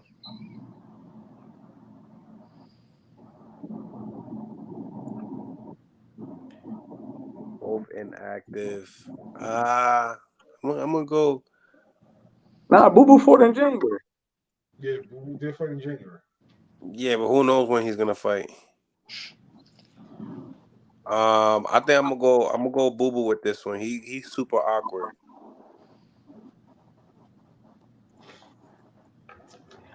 Yeah, I ain't like him against Demond Nicholson in I didn't January. either. I didn't I either. gotta go with Maul. I'm gonna edge this one to Mo, bro. Slightly. I think Maul's body suits him better at 68, and Boo Boo was better at the lower weight classes. If it would have Yeah, I happened at agree. 60, I might have would have favored Boo Boo. Okay. Yeah, I'm gonna switch that. I'm gonna go Maul. All right, so we had Canelo and who? So and the who's in brother his next round? Jamal, Canelo and the brothers, Canelo, man. It's about to Munguia. happen. Do it. Canelo versus the Mexican Monster. Canelo versus Benavidez? You I already ain't know, gonna bro. lie, bro. At this age, I think Benavidez might get Canelo. At this point in his career. No, wait. As a matter of fact, where are we at? Because we got Plant. Munguia's still laying around waiting for a fight. All right, so we got Plant versus Munguia, and then who we got Berlanga facing? Damn, I forgot about Malinga. You haven't played Dave Morrell. Yeah. He loses to Morel like by KO. Not He said this how shit about so nonchalant, Berlanga, like it was a foregone conclusion. Like, yeah, we breathe there. and Andre? You know what I'm Berlanga and saying? Andre. Berlanga and Andre, that's a good Yeah. fight. Yeah. It's funny because they both got similar opponents, right? Berlanga did better with Nicholson, but didn't do as good as Andre's with Jason Quigley. Mm.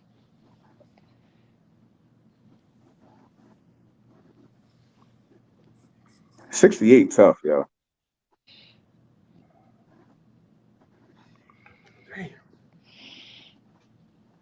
Berlanga Boo Boo, guys. Berlanga Boo Boo.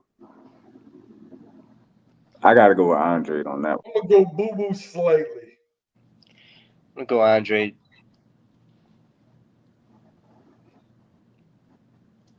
I think the size is gonna give Boo Boo problems, but I got Boo Boo edging him. You already know. And so we got what? We got David Morrell versus Caleb. Morel will beat up on Caleb. That's a great fight too. It is, but I like Morel for Caleb. I like Morrell too. Morel and Canelo? Caleb. Morel and Canelo. That's not hard to beat. Morrell by whatever verbiage you want, like epic beatdown or adjective, whatever you want to call. Yeah, Morrell beats the dog shit out of Canelo, up and down, Las Vegas Boulevard, and twice on Sunday. I ain't gonna lie. I think it all will to speed this up. It's all gonna come down to Morel and Benavidez, and that's a tough fight, yo. But we haven't actually mentioned the fights that are gonna happen with Canelo.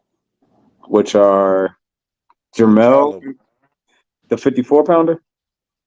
Yeah, starting with him. How does it go down too? Like, let's go with like decision and KO and all that.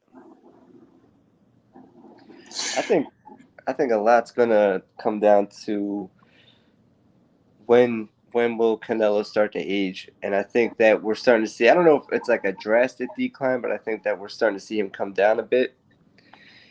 And Charlo brothers aren't that old, so I think that this is a closer fight than what it would have been 2 years ago. It'll probably come down to a decision. Smurf's gonna say Canelo over Morrell by Adelaide Bird decision. This dude is petty. I think Canelo stops. I think Canelo stops Mel. Can't see that. Yeah, I could. That's a smaller Charlo. Yeah, I could definitely see it. I think Charlo is going to shock the world. I think You got Charlo will Canelo shock the going world. down. You got Canelo going down in weight after putting on pounds, good pounds, going up on weight, right? He's at Oh no, 75. Actually, no. He fought Ryder. Yeah. 68. Yeah, so he's back at 68. But And yeah, with the he's distance, acclimated at 68. with the Going up distance two for weight Ryder. two weight classes, yeah, but I don't think Mel's knocking out John Ryder either. I'm going with Mel. I'm going with the younger, because that Castano fight, both of those fights showed me something, man. Charlo is a dog, and Brian Castano is not sweet. He Brian comes to Castano fight. He is brings it. not sweet. Mm-hmm. Daniel ain't no Canelo. He ain't. He ain't no, and Charlo ain't no John Ryder. I think if Charlo is active, that'll work in his favor. He doesn't need to be as active as Bivol was against. It's September 30th. September 30th. He doesn't need to be as active as Bivol was, but if he's using his jab and he's putting combinations together, there's a good chance he wins that fight. What you got, Jamil? I got Canelo by decision. By decision? You don't think he can stop him? You think he's strong enough to with? He ain't stopping now. He ain't throwing enough punches. You see them Charlo's heads? He ain't stopping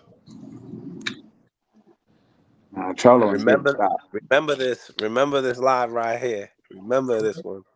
Yeah, we got a lot of revisits. We coming back on after the 29th, and we're gonna come back after September 30th. Yep. Coming back. But fellas, I gotta go, man. Y'all be safe, man. I'll talk to y'all soon. Yeah, I'm gonna jump off too. Follow the lead. No doubt. It was nice. I'll catch up with you guys. All right. Let's finish this off. We're gonna give you a strong 5 minutes more. I should be petty and start messing with Ant about his anti-Devin Haney-ness, but I'm not. I think I'm losing service right now. Yeah, I bet you are. And so this is the question I got for both of y'all. Stephen Fulton, Noe Inoue. The winner wins by KO. Spence Crawford. The winner wins by decision. Which side is pound for pound number one? July 30th. Ooh. You want to go first, George? You want me? You can start it off, man. I'm going to go Spence and Crawford. It has to be. It's that division, you know what I'm saying? It's more notable. Isn't Stephen Fulton versus Noe Inoue two fighters in their primes? Undefeated, no real asterisks, no car accidents, no detached retinas, no layoffs. Yeah, it's impressive. It's an impressive fight. That's why it's in the realm of talks for the top 5 and a pound for pound, which is pretty crazy because, you know, how often you get a 122, 126 talk. Well, no, 122. in that kind of conversation. But ultimately, the bigger fights are the bigger fights. I think that this is the biggest fight in boxing with Spence and Crawford. So whoever wins that, they're the crown. They're the one. Yeah, I agree. But I think, what do you think about like Canelo and the Charlos, or matter of fact, the person that cleans up the welterweight division and the person that cleans up the super middleweight division? Oh Uh, shit. are they the crown, the best fighter in the world? Hey, Oh shit. if Canelo I were hate to you. fight, well, he's fighting Charlo. He fights Benavidez and Morrell. Yeah, if he has all three of those fights, and whoever were to win all those three fights, they're probably going to be the guy because And there's more competition currently. I think at 68, there's still a ton of competition at 47, but they're going to move up to 54 right after, so it doesn't really make a difference. and he just threw some bait out there.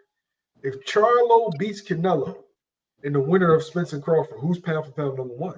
It got to be Charlo. It's funny you say that because that's exactly what Zab Judah said to me too. Has to be Charlo. Damn, Has to be. that's so crazy. This is such a subjective subject. Like, there's nothing that you could say. You can't be objective in this. It's really difficult.